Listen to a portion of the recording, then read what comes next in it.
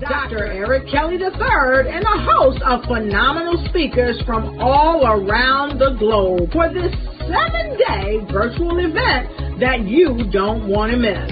The mission of the Black Business Expo is to raise scholarship money from kids all the way from high school all the way from college. The Black Business Olympics is one of the largest Black business showcases in the world. It is an opportunity for businesses and companies to showcase their businesses globally. We are going to be giving away laptops up to $5,000 away to students.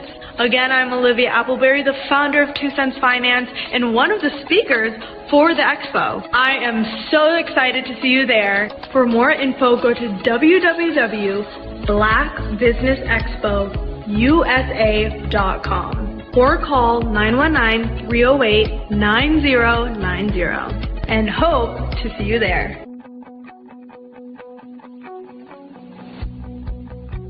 I am Black Business.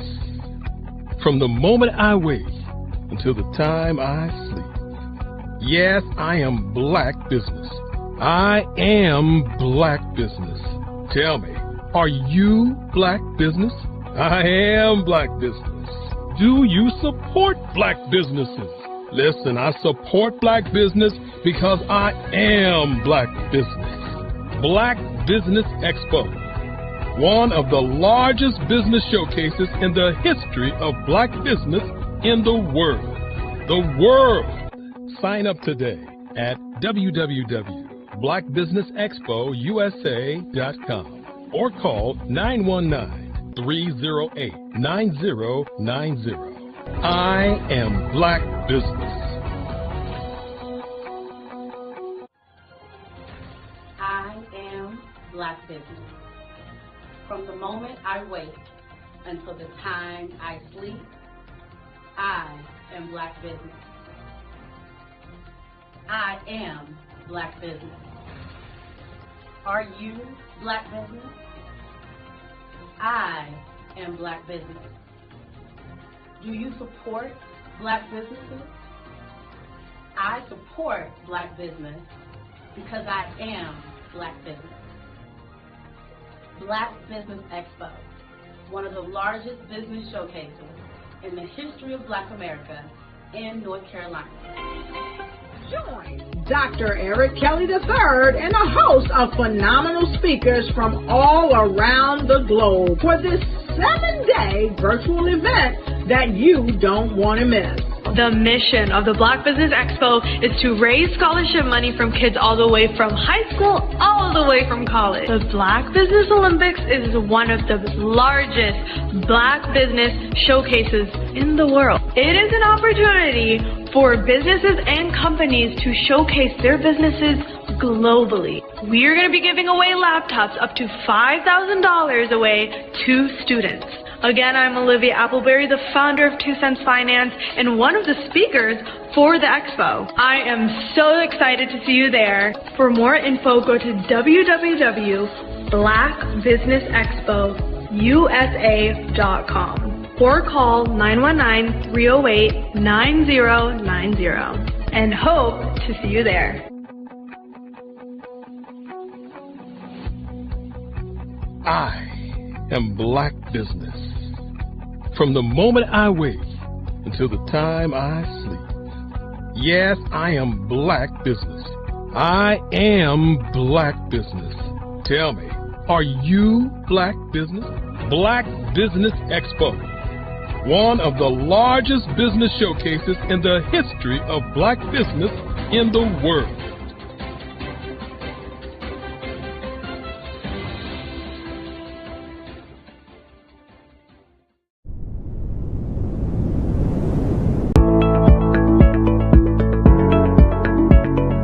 Prepare for what's coming and dominate in economic winter.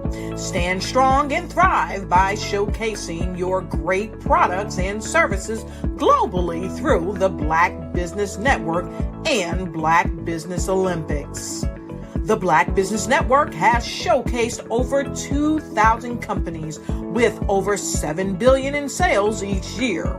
Over 10 million attendees have viewed the rebroadcast each month.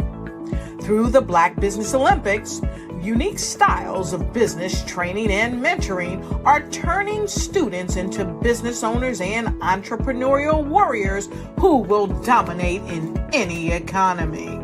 Gain the ultimate advantage of the Black Business Olympics, 7 days of unbelievable topics and speakers speaking around the globe. Donate your time and experience to provide expertise and scholarships to students worldwide and change the world.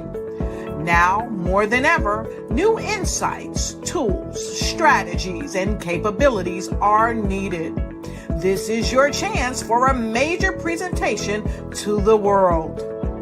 Fill out the form and join the more than 2,000 speakers who have presented to over 200 countries.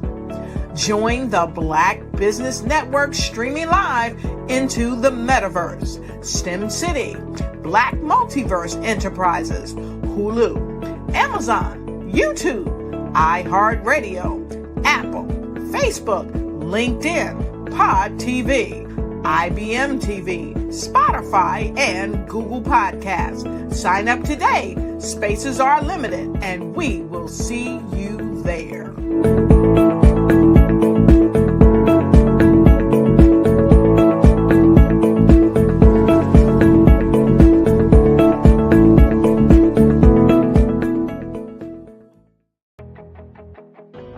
I am Black Business. From the moment I wake until the time I sleep, I am Black Business. I am Black Business. Are you Black Business? I am Black Business. Do you support Black businesses? I support Black business because I am Black Business. Black Business Expo, one of the largest business showcases in the history of Black business in the world.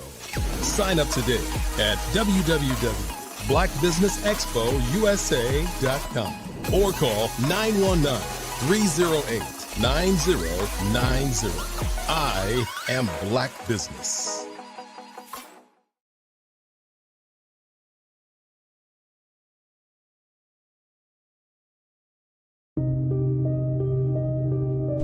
The Black Business Expo is changing my life. This year, they are giving away laptops and even $5,000 in cash to students just like me. I'm Alexis, and I want to go to college to fulfill my dream of becoming an entrepreneur. Help the Black Business Expo going to www.blackbusinessexpousa.com and also becoming a vendor, a sponsor, or donating.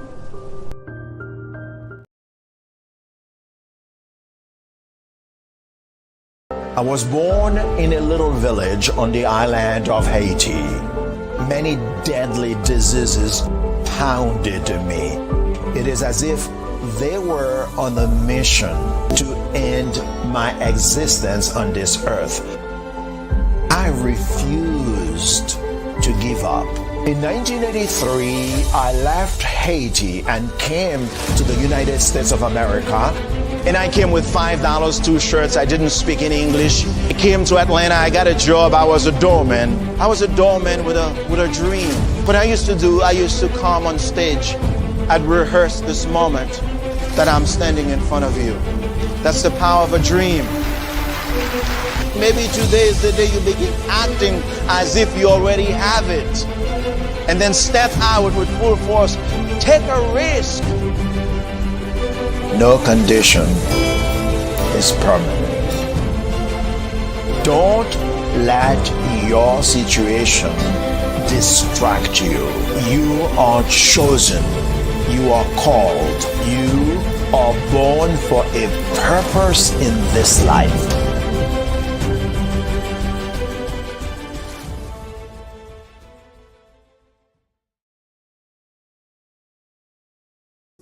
Follow the Brand TV broadcast host, Grant McGaw, as he visits with top executives and entrepreneurs to find out their secrets of success with their personal brand. Follow the Brand TV broadcast host as he focuses on brand development to build better relationships, bring value to your business, relationships, and career. You will enjoy listening to each episode that is tailored to speak to you directly. If you're looking for this type of clarity in terms of building your brand, you have tuned into the right station. Each episode will help you to shape a conversation in the 5-star BDM network of 20,000 professionals and become a springboard for your corporate engagement and business opportunities. Each guest will frame their story in the areas of personal branding, business development, career development, financial empowerment, and technology innovation. Grant McGaugh explains why he is the CEO and owner of his own professional career.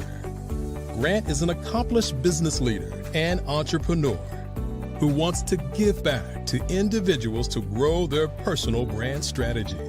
Tune in as he weaves his story about new possibilities, while to you exceed expectations. If you love storytelling, this show will make for fun.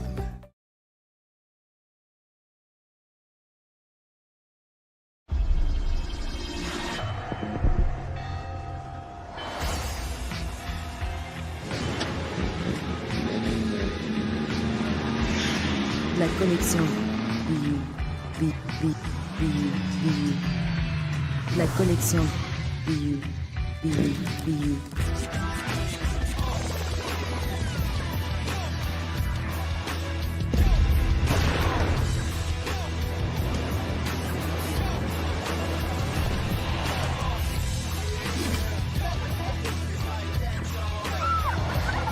In a world obsessed with the cult of celebrity,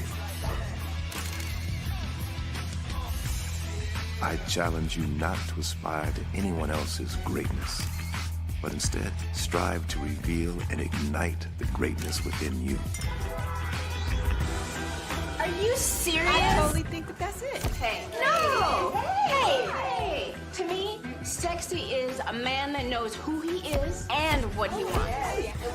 He's comfortable. You look at him, you see him, he's just comfortable being himself. And you're like, Baby, be you. Be you, baby. Just be you. I like it. Introducing the BU collection, exclusively available at K&G Fashion Superstore.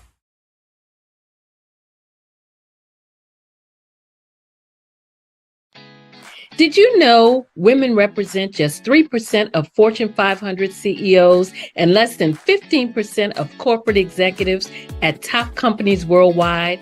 Have you wondered what the secrets are to getting into the top ranks, whether in the private or public sector? Do you want to figure out how to stop being held back in your career or passed over for promotion? Then you're in the right place. Hi, I'm Dr. Madeline Ann Lewis, President and CEO of the Executive Women's Success Institute. I have decades of experience in the military, the federal government, and corporate America, and my mission is to help women succeed and tap into their full potential. I want to reach 1 million plus women around the world to become the leaders they are meant to be. So if you want to move into a management or executive level position, or maybe you are a female veteran transitioning out of the military into business entrepreneurship, then reach out to the Executive Women's Success Institute at 301-693-3284. Let us get you on the fast track to success.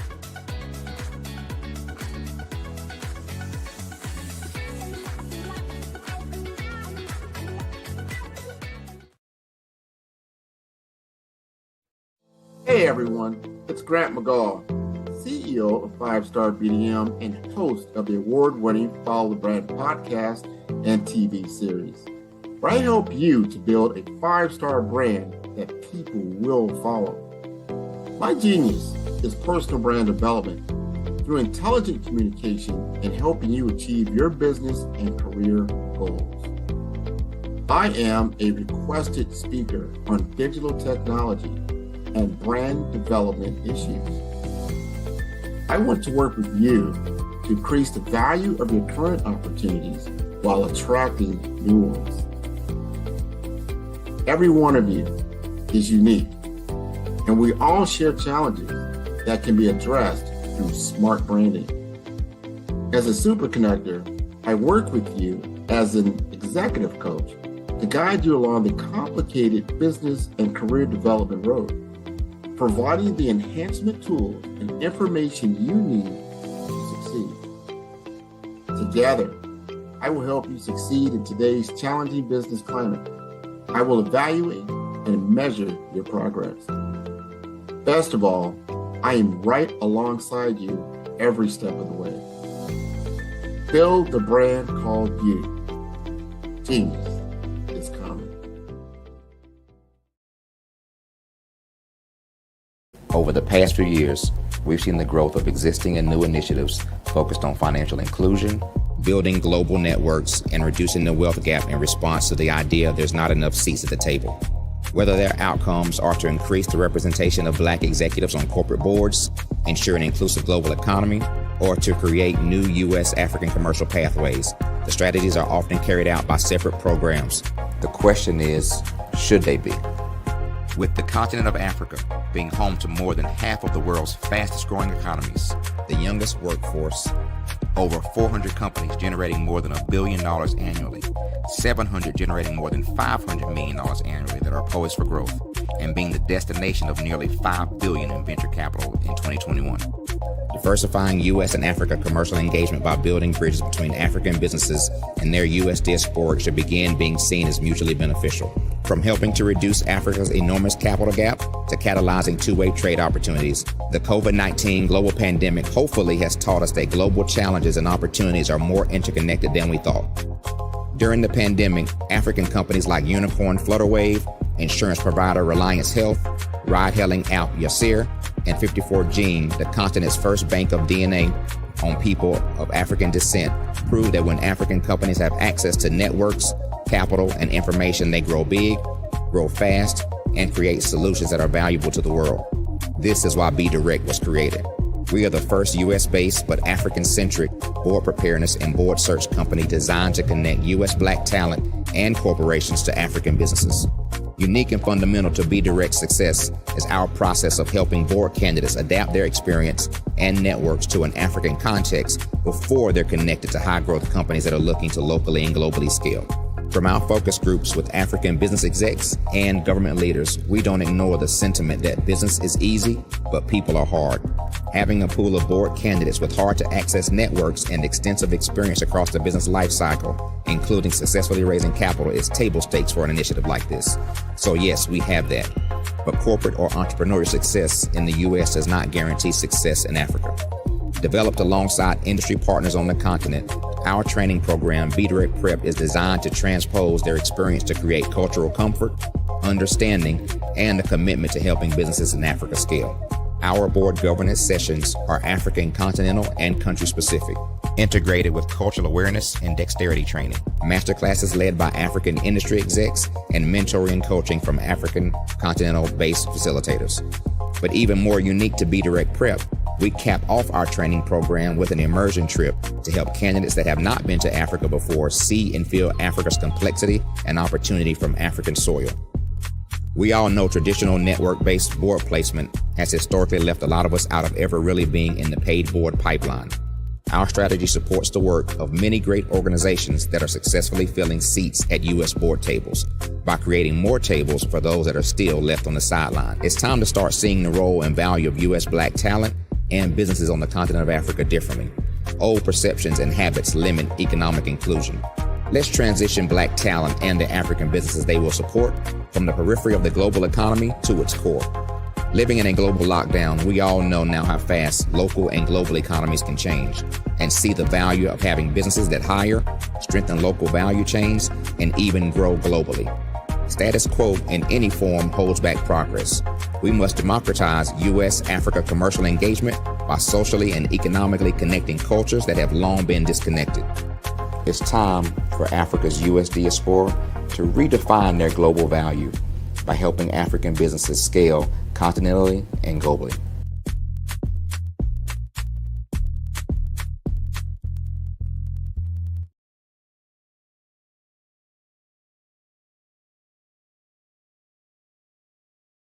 phenomenal Tanya T. Wise, who is here from the great state of Maryland. Tanya, welcome and thank you for being with us today. Can you indulge our audience a little bit and tell them just a little bit more about who you are and what it is that you do? Well, I love being able to talk to people and have a magnetic attitude, being able to just show them. So I always like to say, level up is Coach at Tanya T. Wise here.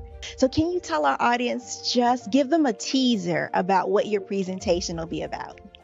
So my philosophy is that we should all be living our dream life. So tomorrow I'm going to talk about how you start living your dream life. What are some of the things that you thought about in your childhood that you just kind of let go and dormant? Wow. And I want to reignite that and just give you some pointers and some tips, some tools, some strategies to be able to start living your best life now. And guess what, Rhonda?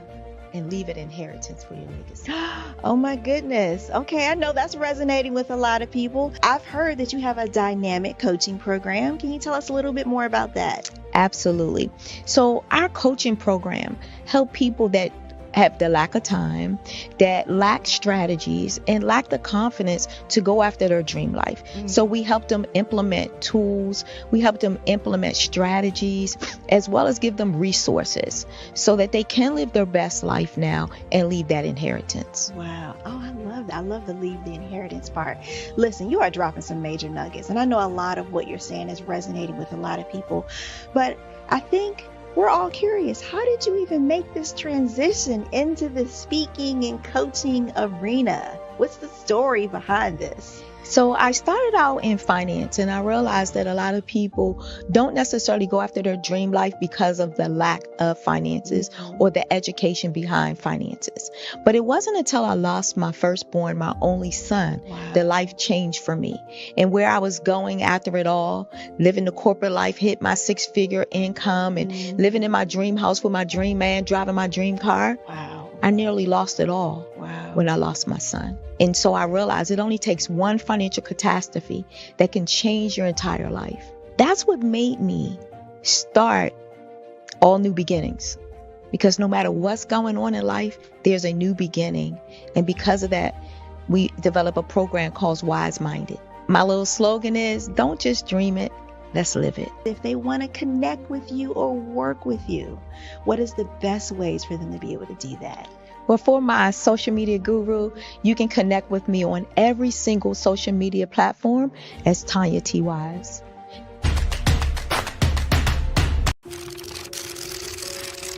Bravery is not the absence of fear, but the ability to overcome it. We stand for those who defy suppression, who speak out, and those who walk the road less traveled. Everyone deserves to be seen and their voices to be heard. We're sparking a movement, growing a community of creators united by the desire for freedom, choice, equity, and ownership. At Fanbase, it's all for one and one for all. We support each other to guide, promote, and uplift you in a place where you can unapologetically be yourself. A place where your voice, ideas, and creativity are not just welcomed, but celebrated. We are Black founded, minority funded, and supported by a diverse, inclusive, powerful community that believes in the strength of authenticity and individual choice. Regardless of success or background, we welcome you. The marginalized, the underappreciated, the successful, the superstar. We're for all who seek a space to express themselves freely, where they are rewarded for being their authentic, true self. We transcend labels because only we have the right to define ourselves. We are built for the brave, the culture, the creators, and for the future where everyone has a power to shape their own destiny, where all are empowered, voices are amplified, and freedom is embraced. For the first time, you have a chance to own the platform you helped make popular. It's a revolution, a movement in how we connect, create, and share. Everyone is a creator, and everyone has a fan base. Here, you can be you without limits.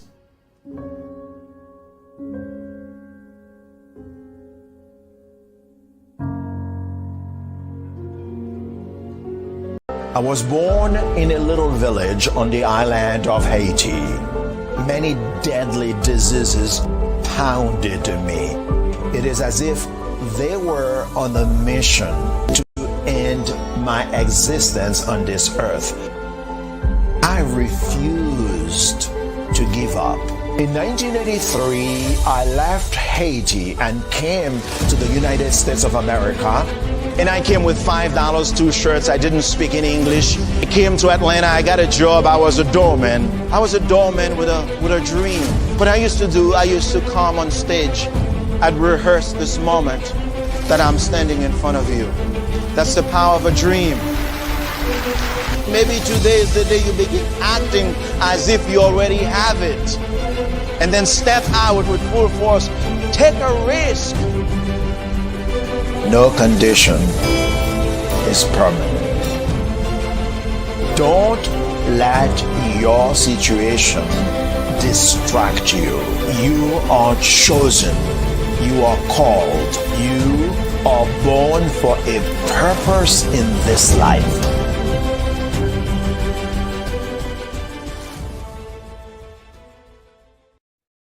Hey everyone, it's Grant McGaw, CEO of 5-Star BDM and host of the award-winning Follow the Brand podcast and TV series, where I help you to build a 5-star brand that people will follow. My genius is personal brand development through intelligent communication and helping you achieve your business and career goals. I am a requested speaker on digital technology and brand development issues.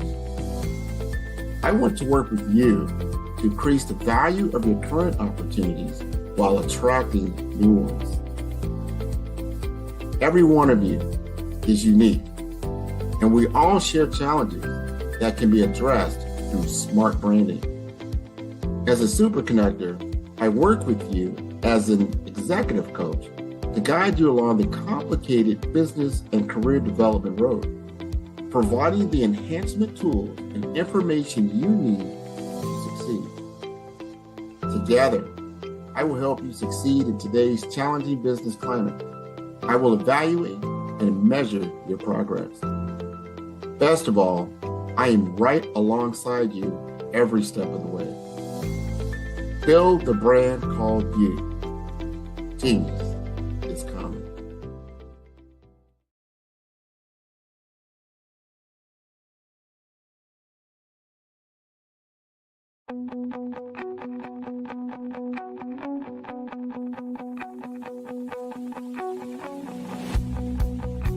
I am Black Business. From the moment I wake until the time I sleep. Yes, I am Black Business. I am Black Business. Tell me, are you Black Business? I am Black Business. Do you support Black businesses? Listen, I support Black business because I am Black Business. Black Business Expo, one of the largest business showcases in the history of Black business in the world. The world! Sign up today at www.blackbusinessexpousa.com or call 919-308-9090. I am Black Business.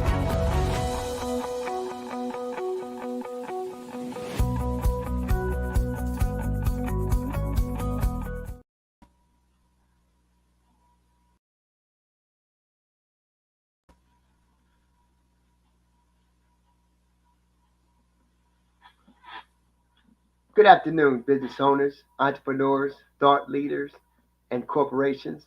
Welcome to the Black Business Network.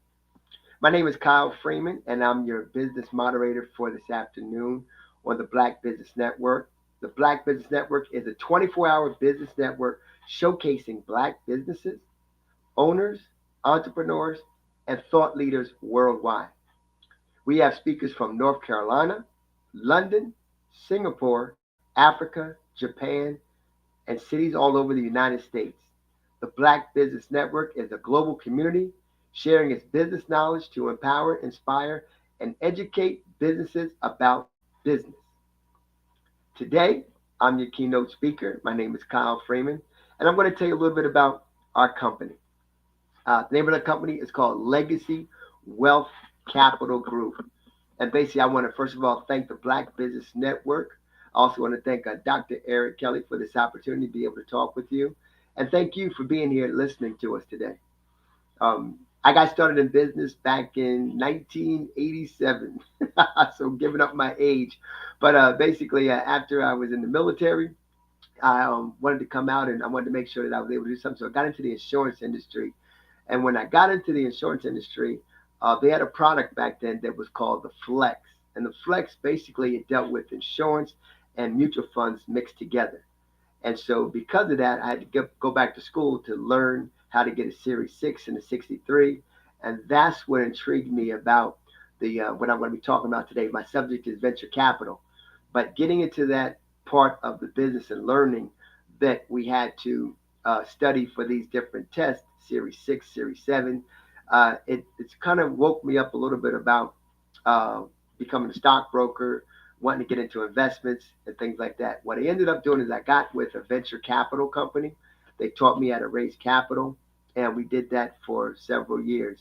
And as I learned how to raise capital, working with many different companies and helping them out, it kind of made me fuel my own energy of saying, wow, you know what, if I can do this for other companies, what could happen if I came up with my own concept and raised capital for myself?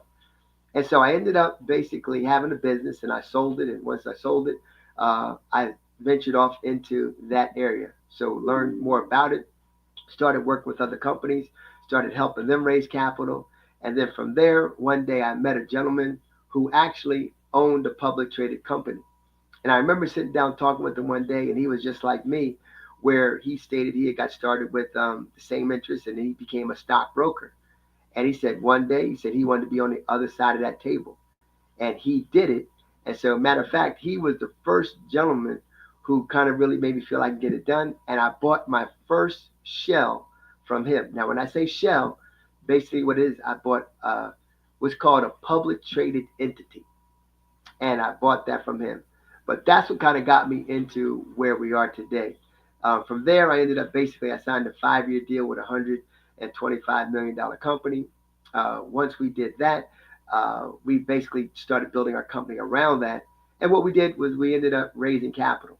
And as we started raising capital, for those of you that might not be aware of this, if you have your own business, if you're a C Corp, you can literally raise capital through financial instruments. Now, I always like to share with people and like to joke with them, say, look, you have to do it properly, and you must make sure you're educated in what you're doing. Now, I'm not saying you have to go to the Wharton School of Business or anything like that, but what I am saying is that please make sure you have legal counsel when you're handling something like this, okay? Make sure that they talk to you and walk you through the process and the procedures, and that's exactly what I did. I learned from, our company had an SEC attorney, helped us out, and we did we created what was called a PPM. Now, PPM is a private placement memorandum. And what that is, that's the financial instrument that you were going to need in order to basically raise capital for your business. Now, with that instrument, the reason why we talk about it and why it's so important, because it protects you. And when I say protection, that means it protects you so that you are doing things properly, but it also can protect the investors that you deal with to make sure that they're making a good decision. Now, all of this happens if you basically do the right things. And what's the right things? First of all, what type of business do you have? Do you have a business that may be marketable? Do you have a business that you've been running for a couple years and you're running it in a successful manner? And if you are, basically, what do I mean? That means good tax returns. That also means that you have, 2 years of basically bank statements and showing that you can run a profitable business. Now, if you're able to do all of that and you think that you might venture off into this area, then what you want to do is you want to then go ahead and identify an SEC attorney, not just a regular attorney, but an SEC FINRA certified attorney. You want to have a conversation with this individual, sit down with them, and then they will guide you on the different financial instruments that are out there. For instance, there's what's called a Regulation CF. And this was actually created by President Obama back in 2012, where he created the Jobs Act. Now, if you're not familiar with that, go ahead and look that up. The Jobs Act, that is an instrument that created companies like Kickstarter, Jumpstart, GoFundMe, and it was put together to help small to medium-sized businesses raise capital for their company. There's also another financial instrument, which is called a Regulation D 504. That instrument is what we used as a company to basically raise capital. There's another instrument called a 506. There's a 506B and a 506C. You want to learn about that. And then also, too, the big boy, we call it the mini IPO, and that's a Regulation A. Now, these type of instruments are not the only ones. There are a few other ones out there, too.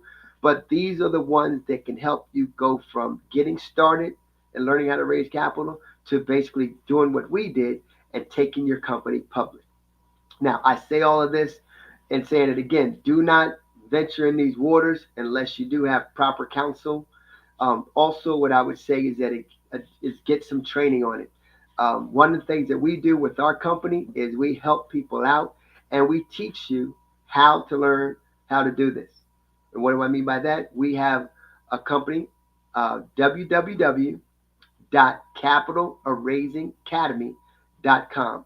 Once again, www.capitalraisingacademy.com, where we actually go through modules and teach you how to utilize each and every one of these modules. And again, you go through it and you learn. We have open discussions, and it's through your computer, which is basically you can be in the comfort of your home, comfort of your office, wherever on your phone, but that's what we do. We also have a podcast that we do on Thursdays. Every Thursday, we do a podcast so you can listen in. And you can also go to, it's on Facebook Live, but you can also go to it where you can go back and listen to some of the past episodes of what we do. And you go to Legacy, just pull up on Facebook, Legacy Wealth Capital Group. All right. And so once again, those are just a couple tidbits that what we do to help businesses out. If you're a business out there and you're looking to get funding for your business, you think you have what it takes. And I always ask when we have conversations, consultations with companies, I ask, does your company have sizzle? So let me ask you right now, does your company have sizzle? Do you have what it takes? Are you committed to excellence? If you have those things, then your company might be prime choice to go in public. Because what we like to do is we like to help as many people as possible learn how to take their company public. When we did it back in 2007, there were about 14 minority-owned publicly traded companies. Here today, as we speak, there's only about 6 minority-owned publicly traded companies. And ladies, none of them are women-owned businesses. So as you can see, we've got a lot of work to do. So once again, you want to find out more about us, go ahead and check us out at www.capitalraisingacademy.com. Once again, www.capitalraisingacademy.com. And also, we have a live event that we're going to be doing here in Charlotte, North Carolina. If you're interested in finding out more about that, go to www.whyareyoubroketoday. Spell it out. Once again, www.whyareyoubroketoday, and spell it out. Why are you broke? Yes, each word. Spell it out. I look forward to seeing you soon. Once again, we want to thank the Black Business Network for this incredible opportunity. And again, personally want to thank Dr. Eric Kelly. We appreciate you so much. You guys have a great day, and I look forward to seeing you soon. Not at the top, not over the top, but as we come all together, we will be together at the top. Have a great day, everybody. Thank you so much. God bless. My name is Kyle Freeman. Welcome to Intentionality with Dominique, the show that helps business owners become valued and in-demand suppliers in the marketplace to scale their businesses. Let's start today's show with host and intentional connector, Dominique Simpson Milton. My favorite question to ask, but what would you say is the difference between working in your business versus working on your business? Oh my goodness, it's a mindset for sure. And prior to working with the council and working with you, I don't even know that I placed as much emphasis and importance on it. But now I understand the importance of working on the business. which is that business development, strategic planning, taking that 30,000 foot view, every 6 months and definitely at least once a year to find out what's working well, what's not, pivoting if there's a need to pivot, adding new verticals. Like that's working on the business. Working in the business is the day-to-day operations. Right. Putting out fires in the day-to-day, responding to emails, that type of thing. And working on the business is setting a strategy based on, what's going on in your various industries. What are the trends, and making sure that you are doing the steps to stay in front of those trends. As you grow and as you evolve, I'd say there are a couple of things to that. One is, if you are in the weeds every single day, and quite frankly, when you start a business, there's not a lot of, it's hard not to be, right? Because you're probably small when you start. There are probably not enough resources for the things that you have to do. That's normal. But as you grow and as you evolve, you start to understand that if your view is here, then you cannot gain the perspective to see all of the interrelationships and all of the opportunities and all of the strategic maneuvers that you should be doing in order to take grow your business in step functions as opposed to incremental. Well, working in the business is doing everything. You wear all the many hats. Working on the business is finding out what hat you like and then being able to put in processes, systems, people that will help complement your skills. Chasing the dollars, trying to make sure payroll is done. You have enough work to cover payroll and $2 or $3 in your pocket. The next thing you know, year after year, you're in a rat race. You never been trained to develop your business or to take it to another level. As long as I can focus on where we are going, because no one else is doing that in the company except for me. So if I can see, here's where we're going, and I need all 10 of y'all to come with me, then if we all do that together, then the business grows because everyone is focused on the thing they're supposed to be focused on. I love that. Yeah. I think for a lot of business owners, particularly when you're just getting started, you're wearing multiple hats. I tell people all the time, I was always letter E, all of the above, when we used to fill in those multiple choice tests. And even now, I still do a lot, but what is really great is that right now I'm in Richmond. My team back in Raleigh is handling everything. I don't have to pick up the phone. I don't have to check that email because I know that they can take on whatever is being thrown at them. Take time to slow down in order to speed up. Invest in CVM SDC developmental programs each year to grow your business. Working in equals maintaining. Working on equals growth. Visit cvmsdc.org for more information on our development programs. Email us at info@cvmsdc.org.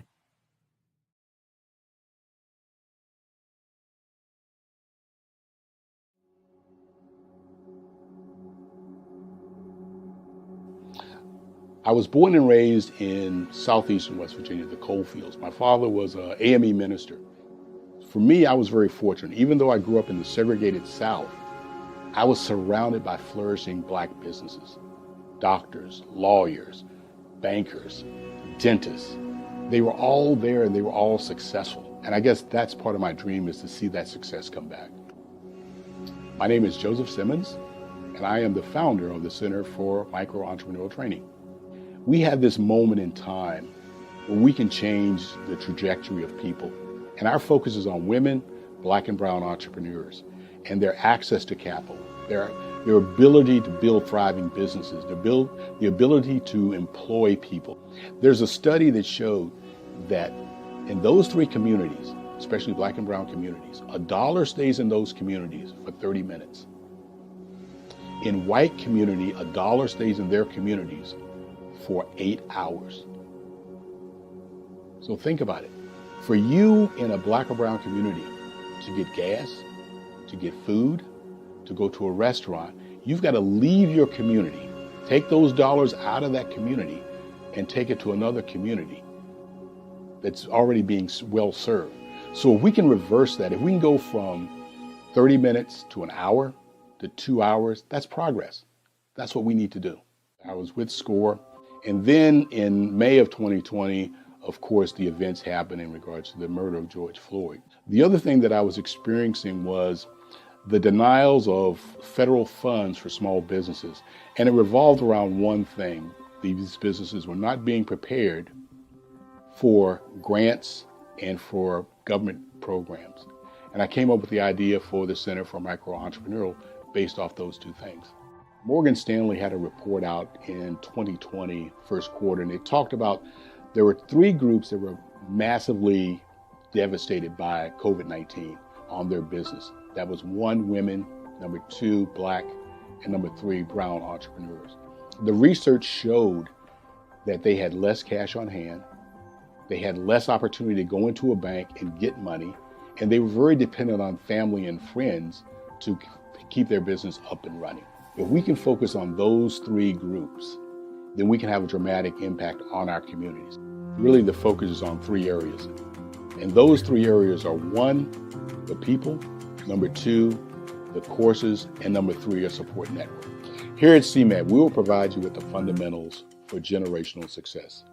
And you will be creating a vibrant community by attending our 5-day immersive training course.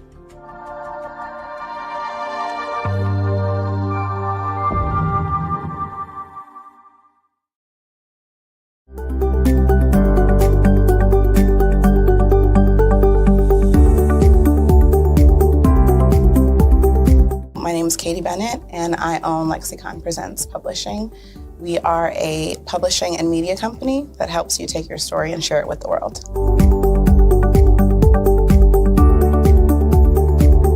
You know, for a while, I just had my family telling me to just hang it up, get over it, you know, and I had no support. And it was in your program that I really understood the necessity for having that help, having that support. And so now I actually feel like a CEO as we scale, as our clientele changes, as my company is opening doors for other people to, you know, take care of their families. It's just completely changed from just a mom who was publishing books.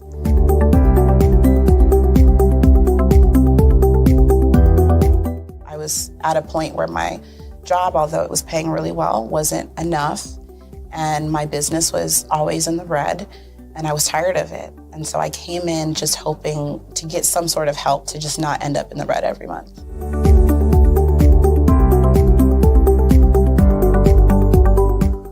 Ooh, wow. Okay, so there was one in particular, I cannot remember his name, but he asked me, he said, why are you in business? And I told him that I wanted to make a difference and I want to help my community. And he let me ramble on for a while. And then when I was done, he was like, okay, all of those things are great. They make you a humanitarian, not a business owner. And he was the one who told me, he's like, you know, you have this great service and you're offering it at like a great value price. So to someone like myself, we don't know that we're going to get the value of what you're actually bringing. And so that gave me the confidence I needed to raise my price.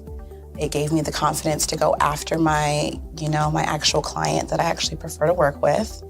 And it really just changed everything for me. I don't think without him kind of giving me that push, I don't think I would have gotten to this point or position.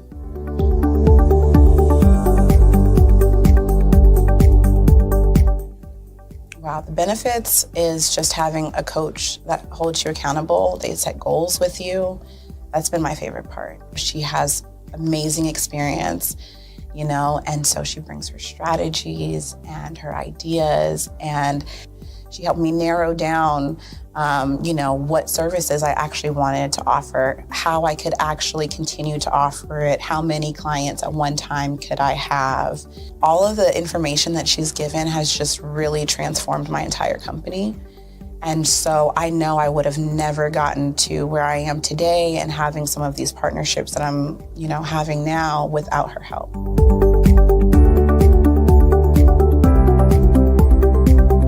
You're going to get information that you're not going to find on YouTube. You actually take the time to strategically give us the information, then give us time to actually apply it. I would also say that so that you're not just out on a ledge alone trying to figure this out. Like, you deserve to be in a community with other people who also want to grow their business. And then finally, you know, the biggest thing I think I took away from CMET was that I had a whole office in Longwood, I still do, but And at the time, I had not paid my business tax receipt. I didn't know that that was something you had to do. So that was like one of the first couple days of information. And I'm like, oh my gosh, let me go get that together right now. So I'm really glad that, CMET was there for myself. And, anybody else who has the opportunity, they need to do it.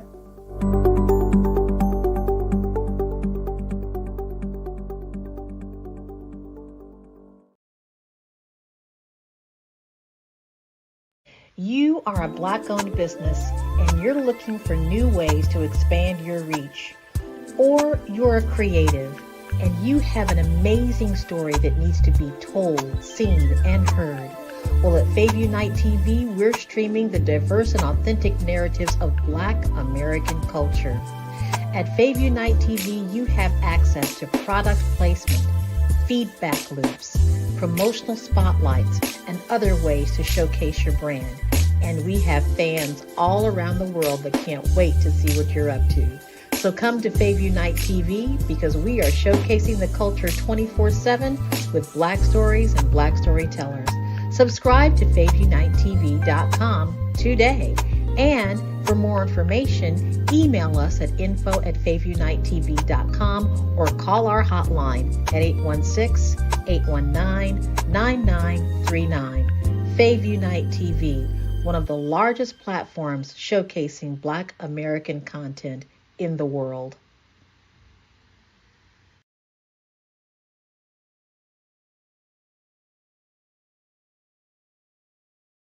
CTR Media Network is now accepting new podcasters to join our growing network that's reaching 350 million global listeners. Have you heard? CTR Media Network offers podcast production, podcast training, distribution, and product placement. Book us for your next event or schedule an interview with CTR Media Network podcasters today.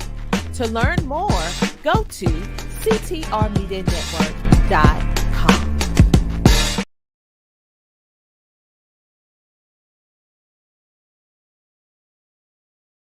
I was born in a little village on the island of Haiti.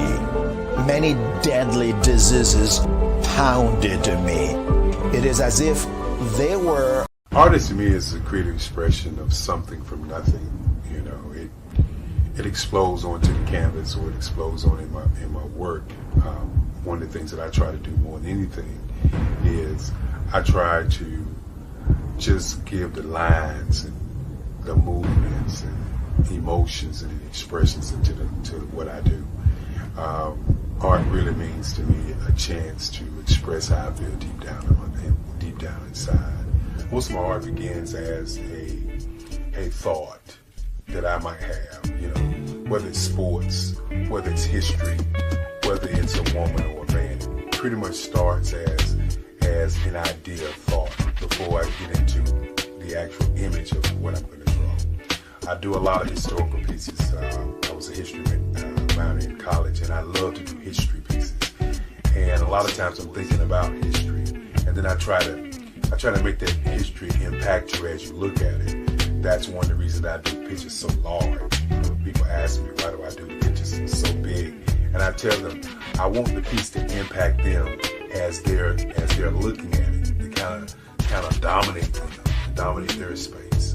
And most of my pieces I try to do off page. I don't try to do anything that's going to be in those four corners or in a square. And I want your imagination to be a part of the piece that you're looking at.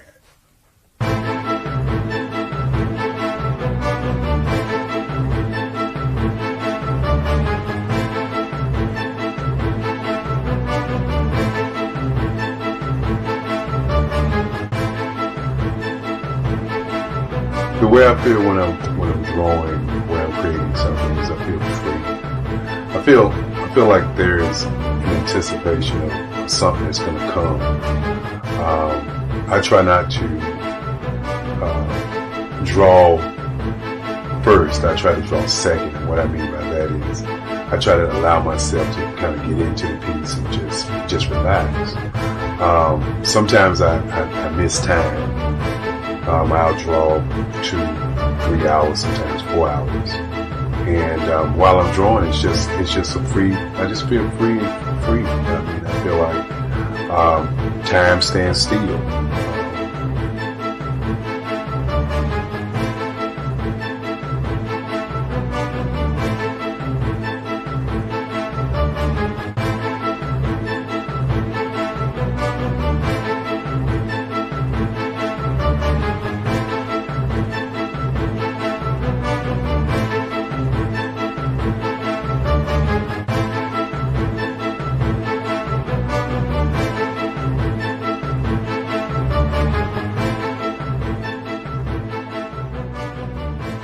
That's what it's all about in terms of the lines and the colors of my work, is to get an expression, to go deeper and past just what you see on the surface, but to go and try to find an expression that everybody gets a different taste of what that expression is, whether it's anger or whether it's being happy or whether it's being, kind of calm or nonchalant. That expression that people take away from the piece is the most important part of what I do as an artist. Bold is the size of my pieces, where I try to do the piece larger than life, to kind of push forward toward you. That's what the boldness is all about. It's not so much about the lines, it's about the size.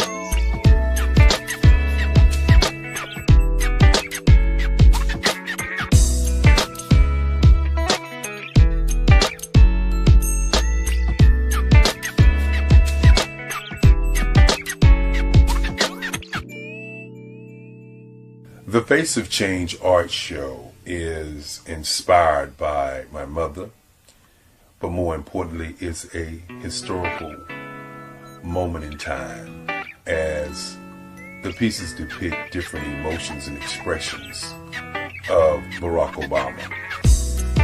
The 44th president is indicative of the 44 pieces of art that I have done in this particular collection.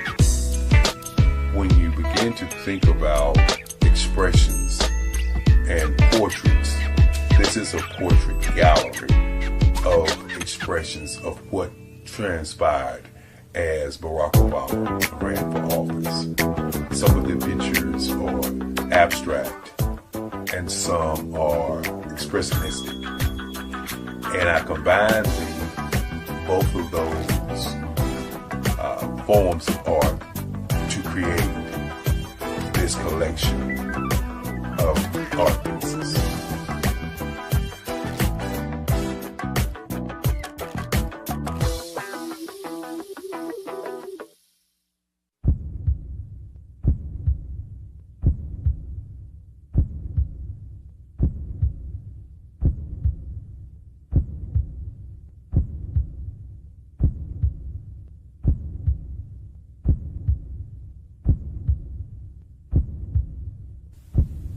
Overcomer,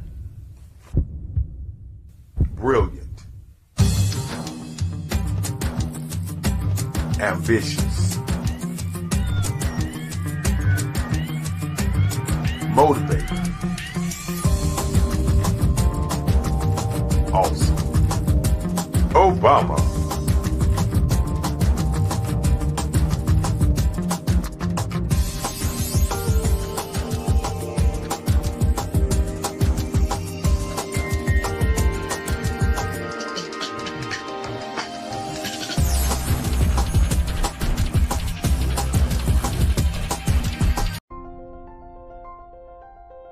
What if you could build your own city? A place where every child can find nurturing people to help them achieve their full potential. A place where every adult can access job training support. Where health education is abundant. Where social justice ruled the land. A place without limitations. Welcome. You have arrived at STEM City USA. It is what every city should be. A safe and trusted community where you find people and resources to help you become everything you are and beyond. STEM City is unlike anything you have ever experienced. It is a digital twin of the world around you, only better. STEM City is about energy and soul renewal. it is more than a digital world. You can almost feel the power of live cultural events, music, and theater. STEM City promises a better future for children with caring mentors and hands-on activities with dedicated tutors to support our youth. STEM City is your passport to a healthy lifestyle with weekly events addressing our community's many issues. STEM City is your financial well-being with helpful information on wealth management, career advancement, job training, and so much more. STEM City is the community you deserve. It is the city where your dreams can come true. STEM City USA, a place in the sky that is accessible to all who reach for the stars.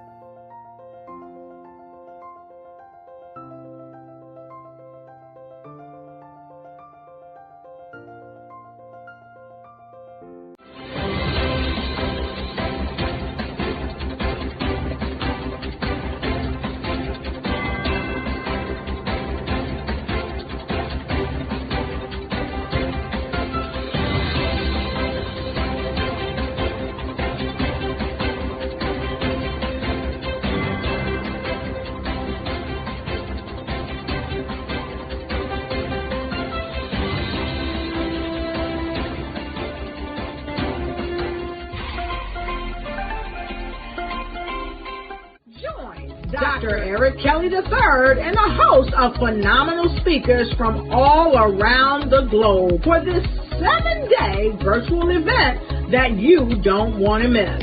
The mission of the Black Business Expo is to raise scholarship money from kids all the way from high school all the way from college. The Black Business Olympics is one of the largest Black business showcases in the world. It is an opportunity for businesses and companies to showcase their businesses globally. We are going to be giving away laptops up to $5,000 away to students.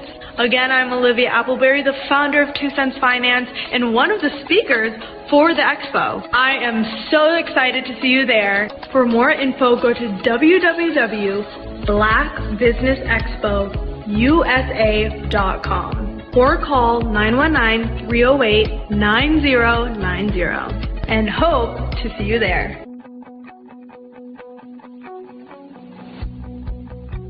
I am Black Business. From the moment I wake until the time I sleep. Yes, I am Black Business.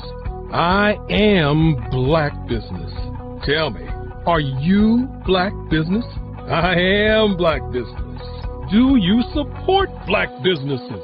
Listen, I support Black business because I am Black Business.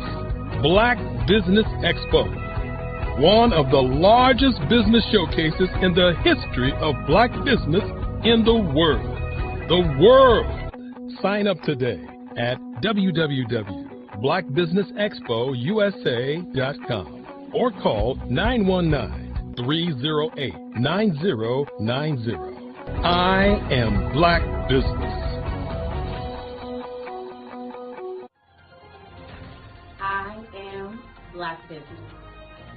From the moment I wake until the time I sleep, I am Black Business.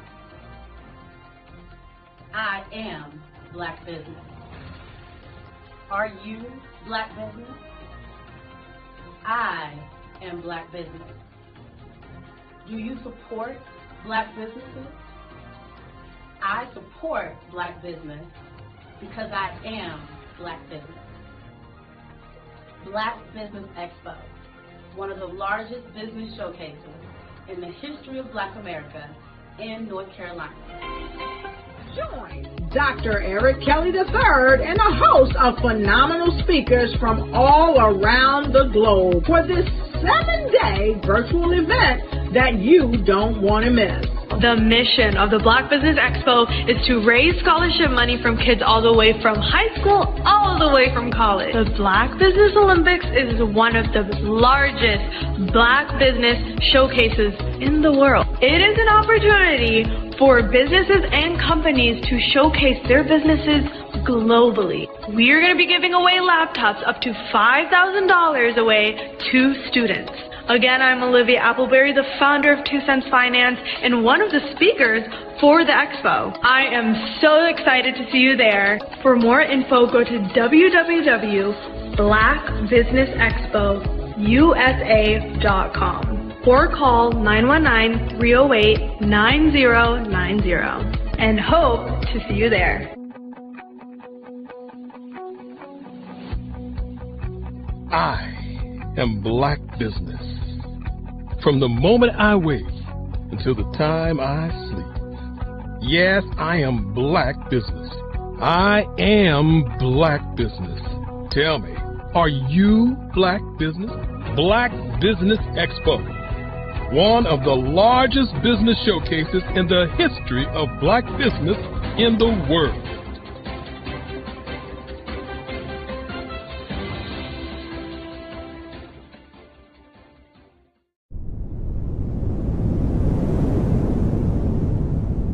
The Black Business Expo's mission is to raise funds for high school seniors going to college or K-12 entrepreneurs.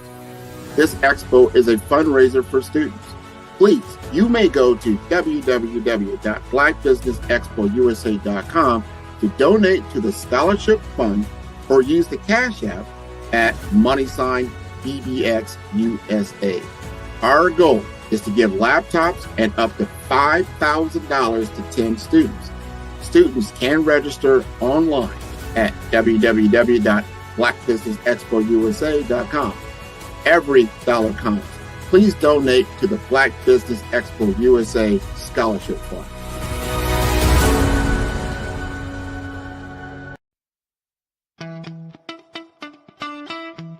How many times have you been asked to help someone you didn't even know, a student, a business entrepreneur? Or did you ever even ask, where did they end up? That business, that friend, that entrepreneur. Well, just maybe they ended up in a gang, bankrupt, homeless, or worse, dead. Maybe they turned to crime, drugs, and alcohol. Did you ever wonder? Did you destroy their dream, or was your life always so easy? At the Black Business Olympics, we started a movement to help students complete. Give them hope and foster success. Help them to leave their dreams of providing laptops, computers, and up to $5,000 in scholarship funds. Today, we ask you to help a student, a business owner, or an entrepreneur to realize their dream by sponsoring them, supporting them, and buying from them. Consider this. With $1.6 trillion in our Black community, we only ask for a small donation for our students, our businesses, and our entrepreneurs. And you can change a life today.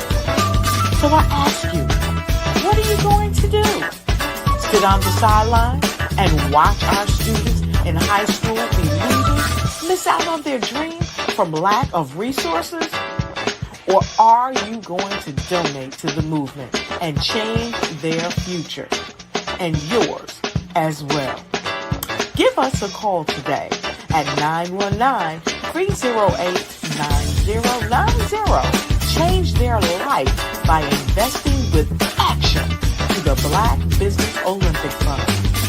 The Black Business Olympics, one of the largest business showcases of Black business in the history of the world.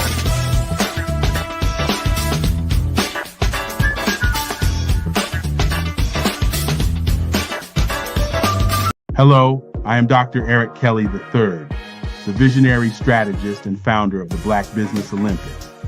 I invite you to showcase your Black-owned businesses on the Black Business Network global stage. The Black Business Olympics is a global Black Business Network platform that propels Black-owned businesses into the international spotlight. By showcasing your business on the Black Business Olympics platform, you can reach a worldwide audience of potential customers, partners, and investors. You can also establish yourself as a thought leader, an expert in your field, attract lucrative partnerships, and more speaking engagements. In addition, the Black Business Olympics platform provides a valuable opportunity to connect and collaborate with like-minded entrepreneurs and business professionals from around the world.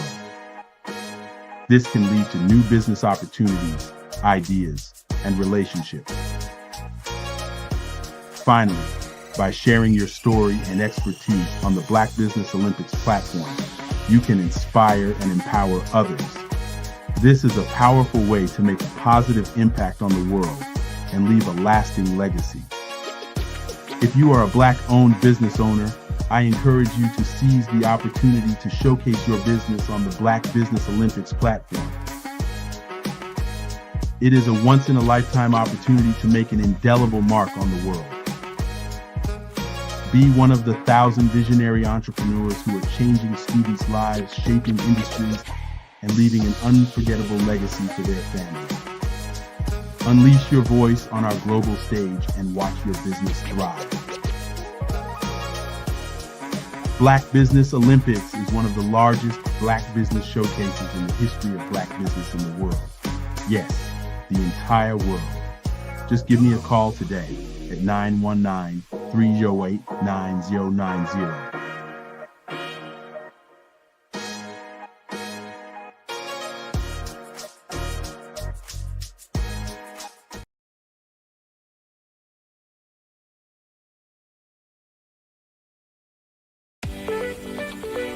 You are in the right place at the right time. The Black Business Network opens again for its Black Business Olympics, a 24/7 broadcast on business, strategies, global branding, social media marketing, finance, advertisement, and much, much more. Featuring the top, most powerful entrepreneurs and speakers and thought leaders from all around the world as they gather together for this phenomenal event. Join the Black Business Network streaming live into the metaverse, STEM City, USA, Black Multiverse, Pod TV, Roku, Hulu, iHeartRadio, Apple. Sometimes you got to hear the news from the Black perspective, and more specifically, Black publishers. And that's exactly why you have to download the Hey Tie app, the largest mobile app delivering breaking news, videos, and podcasts from 200 of your favorite Black publishers. Yes, 200 Black publishers delivering news as it happens, literally all in one app. Go to HAYTI.com or download the app in the Google Play Store or Apple App Store. It's completely free, along with information that you can trust, so go check them out. Absolutely. So our coaching program help people that have the lack of time, that lack strategies, and lack the confidence to go after their dream life. So we help them implement tools. We help them implement, I love to leave the inherited lack of finances or the education behind finances. But it wasn't until I lost my firstborn, my only son, that life changed for me. And where I was going after it all, living the corporate life, hit my 6-figure income, and living in my dream house with my dream man, driving my dream car. Wow. I nearly lost it all when I lost my son. And so I realized it only takes one financial catastrophe that can change your entire life. That's what made me start All New Beginnings. Because no matter what's going on in life, there's a new beginning. And because of that, we develop a program called Wise Minded. My little slogan is, don't just dream it, let's live it. If they want to connect with you or work with you, what is the best ways for them to be able to do that? Well, for my social media guru, you can connect with me on every single social media platform as Tanya T. Morris.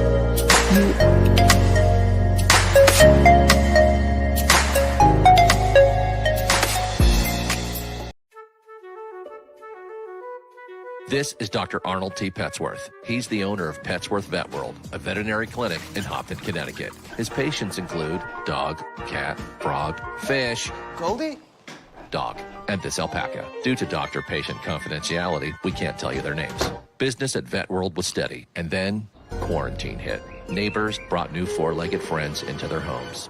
Bunnies. Bunnies everywhere. Dr. Petsworth welcomed these new patients with open arms. The only problem? There were more appointments than he could manage. That's when Dr. Petsworth turned to his American Express business card, which offers spending potential that's built for his changing business needs. He decided to hire a new assistant, Julio, and with spending power built for business purchases, he used his card to furnish a new exam room. Together, Dr. Petsworth, Julio, and American Express Business made sure all the pets of Humpton got the love and care they deserved. And everyone was happy. Get the card built for business by American Express.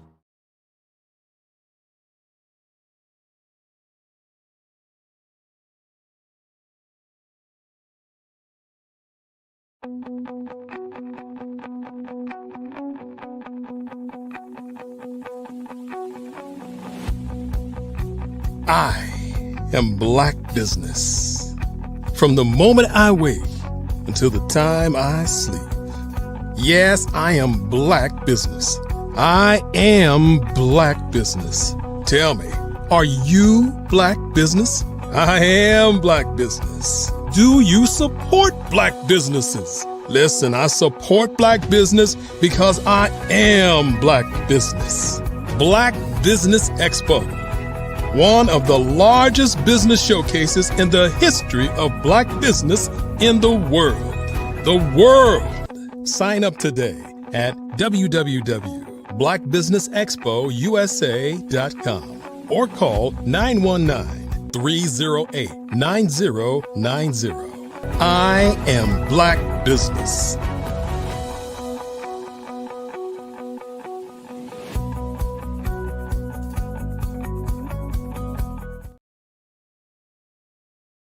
For today, I'd like to welcome you to the Black Business Network.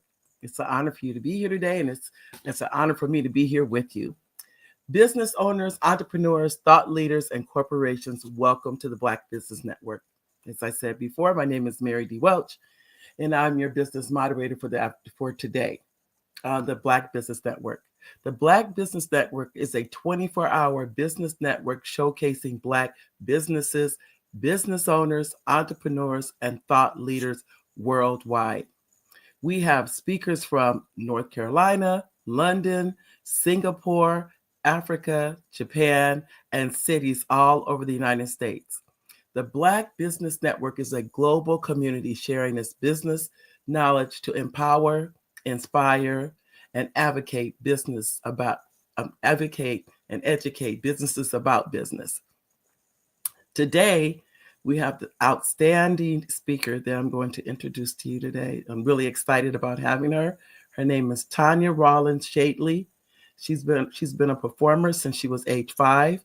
She founded Mealy, I don't know if I said that right, so Tanya, you correct me, On the Move, TRS Productions, and TRS Kids, providing arts, training, and opportunities while fostering local talent in the 757 community. Tanya, are you there? Yes, I am here. Hello, hello, hello. Hi, how are you today? I'm fantastic. I'm happy to be here with everyone on today. We're happy to have you too. Now tell me, did I get that name correct? You can correct me. No worries. It was Malik. Malik, see? Yes. I knew because I was a teacher and I'm a strong believer in getting people's names correct. Yes, and I'm going to tell you with the A, so I get it. I know. You know, that's one of those things that's so precious. People don't understand. When you get someone's name correct, it's almost like it vibrates with them. Yes. And when you don't, they don't realize it, but it's like, they missed it, you know? I get it. No harm, no foul. Correct. Well, tell me a little bit about you. Absolutely. So my name is Tanya Rollins Shadley. In the Hampton Roads area, I've been performing again since I was 5 years old. The bug bit me early at the age of 8 on the campus of Norfolk State University. Behold the green and gold. And the bug bit me then, and I knew that I wanted to be able to go into performing arts for a career, even at the age of 8, because it was something about being able to sing something or say something and transform the way someone felt, make them laugh, make them cry. That connected with me even at a young age. So I've been in performing arts literally over 3 decades now. Wow, that's crazy to say out loud. But I'm very excited to do what I do in the Hampton Roads area and beyond the Hampton Roads when it comes to performing arts, but also more importantly, making the arts training piece accessible to Black and brown faced little young people, as well as community members. For me, it's accessibility and using the arts to tell those really strong narratives and stories that come from the communities that look like me. Well, tell me, what inspired you to create? What was your inspiration? Absolutely. So TRS Productions started because, again, I had a trajectory which I thought I would be going to the Governor's School for the Arts. That's where I was attending classes when I was in high school. And so being a part of that training program was pivotal for me because I had been in a previous training program on scholarship. But when that scholarship went away, the access to that opportunity also went away. And so that was something that stuck with me again at a young age. So being a part of a quality training program during high school with the Governor's School for the Arts opened so many doors for me because it gave me direct access to that training program. And it was affordable because it was free. It was very competitive. You had to audition to get in. But once you were in, there was free training. And you had people from New York and other performing arts entities that were coming to be teachers and instructors. And these are people that literally could have been on Broadway themselves, but were choosing to use their skill sets and their talents to pour into young people in the community. And so that's really why I started TRS Productions with my first concert back in 2006. I had 22 people in the audience. I had more people singing the songs than I did in the audience, just about. But I always take pride in humble beginnings because I've been able to go from, a house of 22 to selling out a house of over 900. So grateful for all of that growth, as well as learning about business along the way. Well, I can tell you, because this is what I tell people: start where you are. Start where you are, because people don't realize it takes time to grow. It doesn't just absolutely night. So you did exactly what you did it the right way. Let me tell you. Just start. Because we think it's some miracle or something, but just start where you are. And I really appreciate that. Thank you. Can you share the mission behind the TRS Kids and the key programs it offers for young performers? Absolutely. So TRS Kids, with our mission, is to provide quality training to underserved youth within the Hampton Roads community between the ages of 5 and 17. Now, the goal with our program isn't to make little artists, right? It's to help them be well-rounded young people to have the confidence to walk into any space, be it audition, be it an interview, or be it the boardroom. Hello. Yes. They have to understand that they deserve to be in that space, so they walk into that space differently. So whether I'm working with one of my TRS kids and getting them prepared for the Governor's School for the Arts, right? And that opportunity to audition for different other opportunities, it prepares them to walk into that room differently when they have the mindset of you are what they're looking for.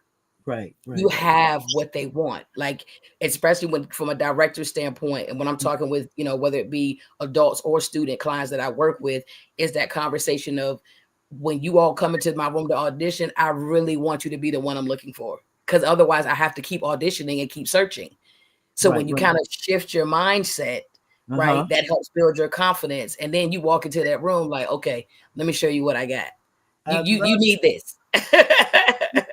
To be honest with you, I think it's a lot of adults that need it. Yes.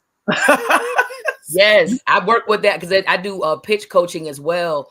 So to help people successfully pitch their businesses for funding and things like that. And a lot of that is getting on that other side of things, right? Changing that mindset, starting there. That's wonderful. So it's really what you're saying is that confidence that whatever it is, you're in the right space. You don't ever have to make yourself small or anything like that.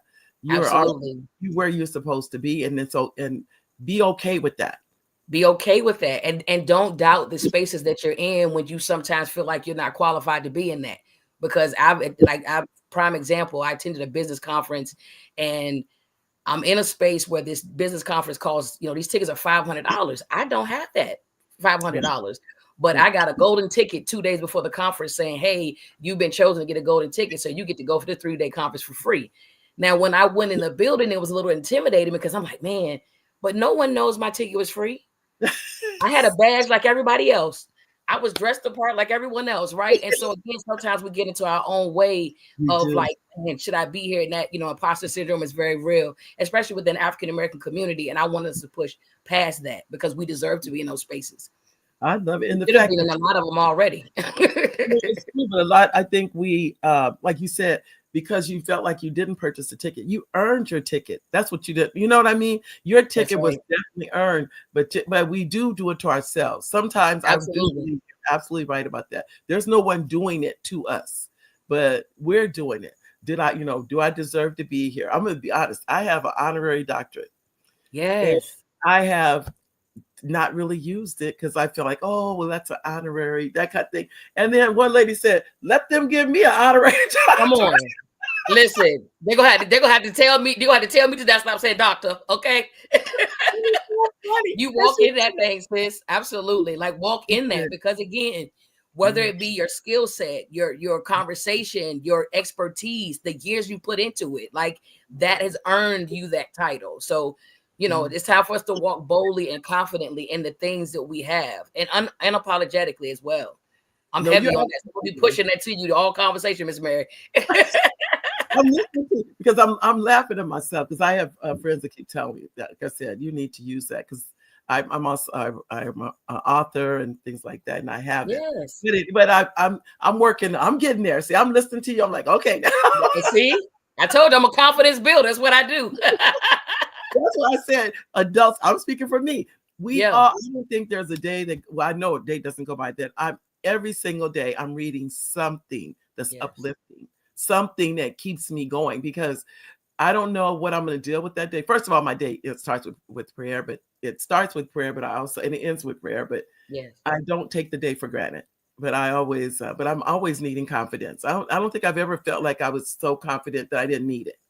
I think it's listen, I teach a whole confidence workshop, and I call myself the confidence queen, but I still have moments where I have to remind myself, like I tell people what I'm telling you is bouncing off the screen and coming back in my own face. But you know what I'm talking about. That's I think it's a constant. It's just a constant. Yeah. That's what it is. It's life. But how do you ensure that your projects are accessible and inclusive for all participants, especially in your TRS kids? Oh, absolutely. So again, we have an inclusive program. So differently able individuals are able to participate in our programming as well. So whether they come with wheelchairs, whether they come with, if they're on the spectrum or what have you, listen, we like to welcome them all. We keep the communication open with parents so that we're clear of what the needs of that student would be, or that participant would be, so they can get the most out of that experience overall with not overwhelming them. I have I'll say advantage a little bit of being a differently able mom. Some people say special needs. I say differently able, because we just have a different way of getting it done. And my son, been blessed. He just turned 18 this past Saturday on January 25th. And so being a part of total care for another, human being for that long of time, because he is non-ambulatory, non-verbal, he's total care. And so again, having to have a little bit of sensitivity when it comes to navigating some of the things that those individuals and participants may need. But I think, again, it helps us to also be compassionate in that space, because we understand that even as a differently able mom, my son still needs outside activities and things to be to participate in. So Malik, his wheelchair gets rolled on the stage just like everybody else. So we find ways to make it work, whether it be a communication board that presses the button that shares that Black History fact, or him rolling on and him dancing, playing that character. For example, we did a show Seussical 2 summers ago, and we actually built an entire Seussical hat, like Dr. Seuss hat, around Malik's wheelchair, and he played the hat of Cat in the Hat. So we got ways to get it done.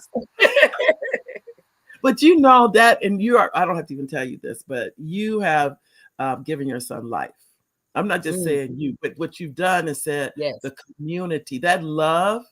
Absolutely.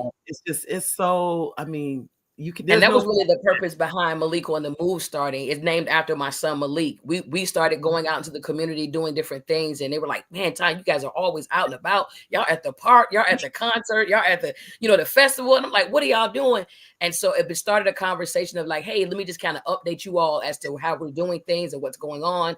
And then it became, wait, now I can maybe get some resources and some other information to differently able parents. So whether that be where to go for incontinence supplies, or let's start a support group for the women that we can get together and kind of share information. And we just realized in that casual conversation, we were able to share a lot of resources amongst each other with even just meeting up that once a month. So we started a support group for the ladies, and we'll even sponsor certain things like a ladies paint night. So one night last December, we were able to do little paint packets. So we connected with Miss Danny Saunders, who led the class for us, and we jumped online virtually. I dropped off all of the packages for the ladies, and they were able to get together and paint and talk a little bit and sip a little wine, and it was a good time. We just kind of took a break from caregiving responsibilities. Right. But the cool part about it is my husband started a male support group, and it started out with being something just for like the differently able dads, but we realized there was such a need for just dads to be able to connect and have that safe space, especially as Black dads. And so he started the inner circle. No dad bods, only father figures. I love it. This is so thank you. They have a way of connecting with each other. And so the guys don't sit around like us ladies do and talk and eat and kind of share, but there's always an activity associated with their conversation. So whether they're axe throwing or doing a drum circle or something like that, then that conversation sparks. And again, safe spaces for our guys to get together because they need a place to vent as well. I'm just listening to you. I'm like, I just recently in the last weeks I spoke to a cousin of mine, and I mentioned to him that there was another cousin in our family. He wants to adopt a little boy. And I just said, and he has 3 girls, and he just wants that boy. And I understand that. And I said, well, you have a boy in our family, which is your cousin, and he needs a male figure. And he to me said, I never even realized that. I said, absolutely. Yeah. I'm not saying I didn't want to say don't adopt, but I'm saying you have someone that needs you right now.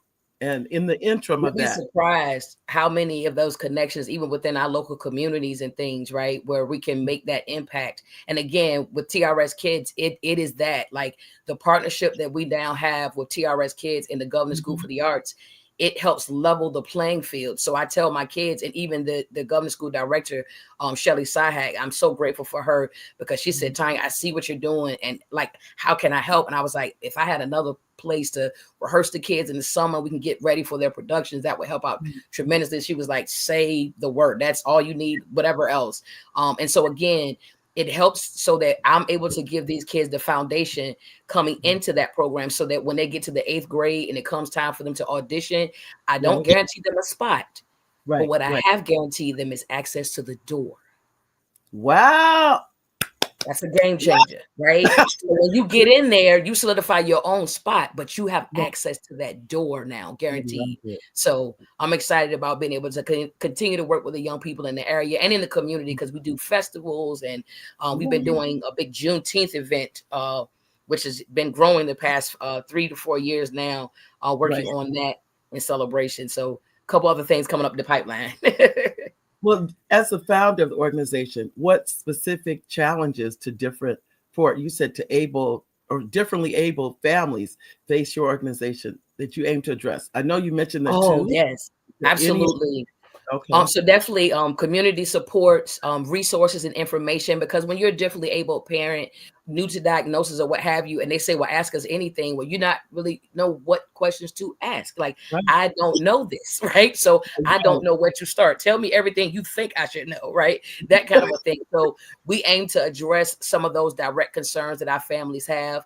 And also we kind of paused a little bit in 2024, and mainly because the founder in me was struggling with the mom and the friend in me because we had some of our kids that are connected to the program that had passed away.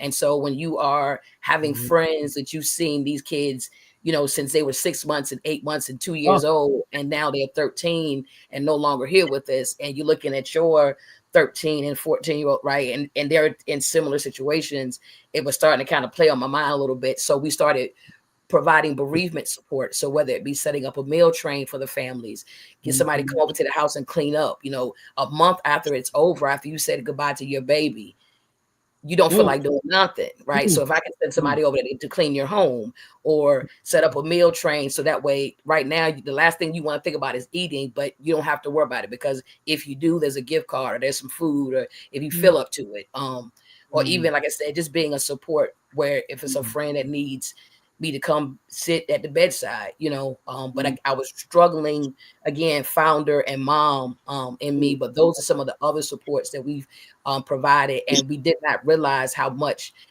those bereavement supports we're looking to continue to add on to what we provide there for the bereavement piece, because again, as a differently able mom, we didn't necessarily want to think that, but as a founder, that is a wonderful support that we've been able to provide, that we want to continue to extend that as a resource to our families. Well, I can tell you, having been through loss and everything, grief, and this is what the doctor explained to me. He said, what you don't realize, and like, I'm sure you've heard that before, you can die from a broken heart. Yes. And I didn't realize, they thought I'm a wholehearted believer in that, especially when you have individuals that have been together and been married for 30 and 40 and 50 years, and then, he passes, and a week later or the next day or what have you. I 100% do believe that. I was widowed at 35, and I remember they had to take me to the hospital because I refused to eat. I didn't even understand. I was grieving, but I had no one in my family had ever passed. My mother, father, sister, brother, everybody was living. And then my husband passes suddenly of a massive heart attack. And my condolences. Oh, thank you. But I say that to say, people do not realize. This is the doctor told me. He said, the minute someone near you passes, your life is at stake.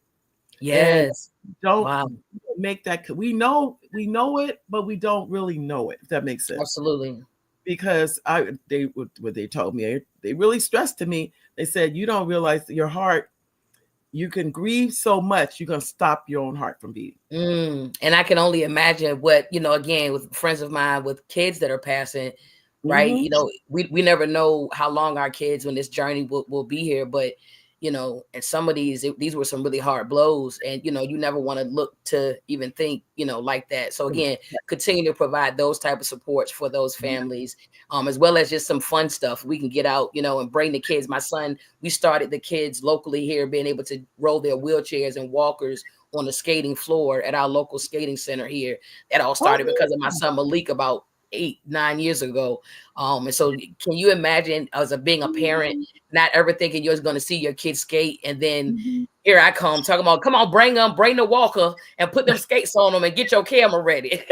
Oh my God, I think that is so, because those experiences are just about life. That's what it really is. That's why we said with Malik on the move, let Malik on the move, keep you on the move. We just find different ways of getting it done. That's all. I think it's wonderful. I really do. I think your energy and your commitment and your husband's commitment to the community. I'm giving you the hand clap. Thank you. I told the people I'm gonna be on TED Talk one day. This might as well be TED Talk, because this is worldwide. That's right. That's right. Worldwide. Don't worry about TED Talk. You were worldwide, right? Come on now. I love it. But I can tell I'm just so, like I said, when I say I'm honored, I'm definitely honored. Thank you so much. I would say, how do you engage the local community to raise awareness about the needs of of differently abled individuals? How do you do that? Again, some of the programming that we do in the community, whether it be partnering with local libraries here to provide programming and information sessions, and being able to really connect. I really try to keep a pulse with those differently able families on what their actual needs are. So whether it be estate planning or, planning post 18, because that's a different world. I literally just went through that recently, where now that my son is 18, you need to get guardianship. So I have to go to court and file papers and spend a bunch of money, right? But there are resources out there for us, for those that, will qualify. They don't have to pay that out of pocket. But again, having guardianship over your son or daughter once they turn 18, because you want to make sure that you can speak on their behalf, because they're technically considered an adult, and the person on the phone doesn't know that your child doesn't talk.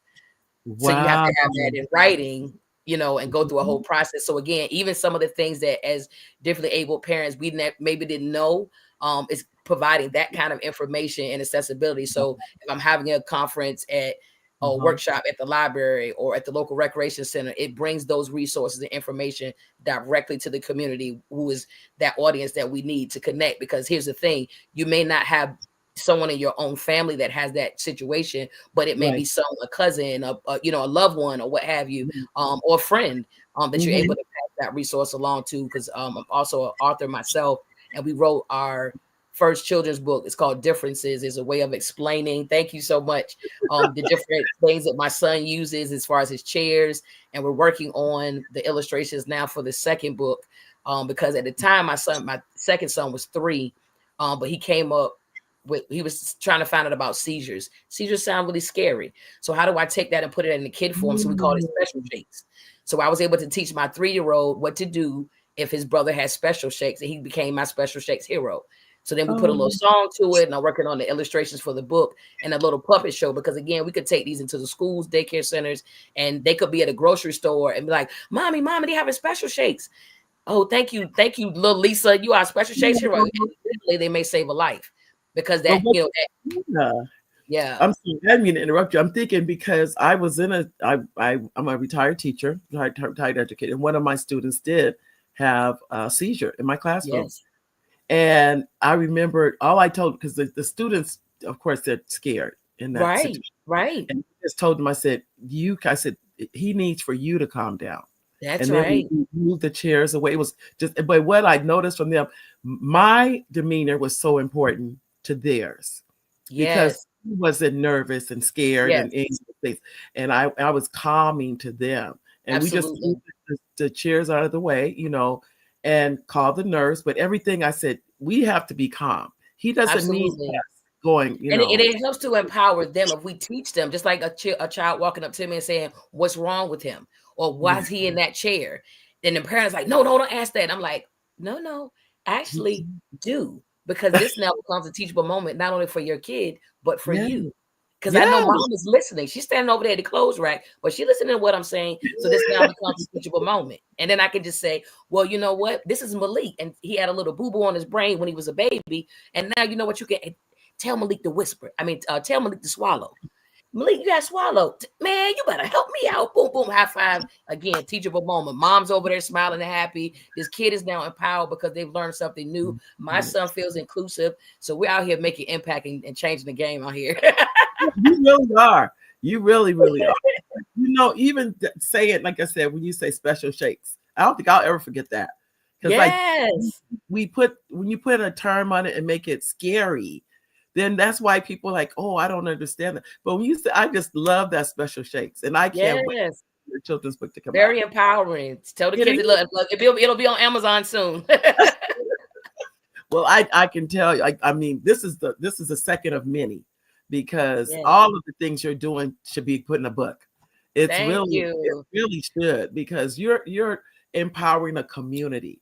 It's not just one or two people. It's a community you're empowering, because you're bringing, like you said, little kids in, and just the confidence to be able to speak up, hold their head up and speak up for themselves, and not feel intimidated.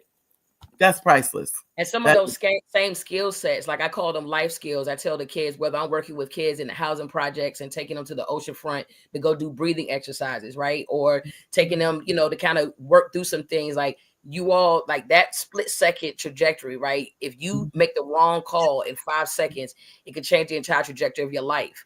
So I've got to give you life skills of putting you to your life tool belt that you can take with you, because there's not always an adult around to process these things.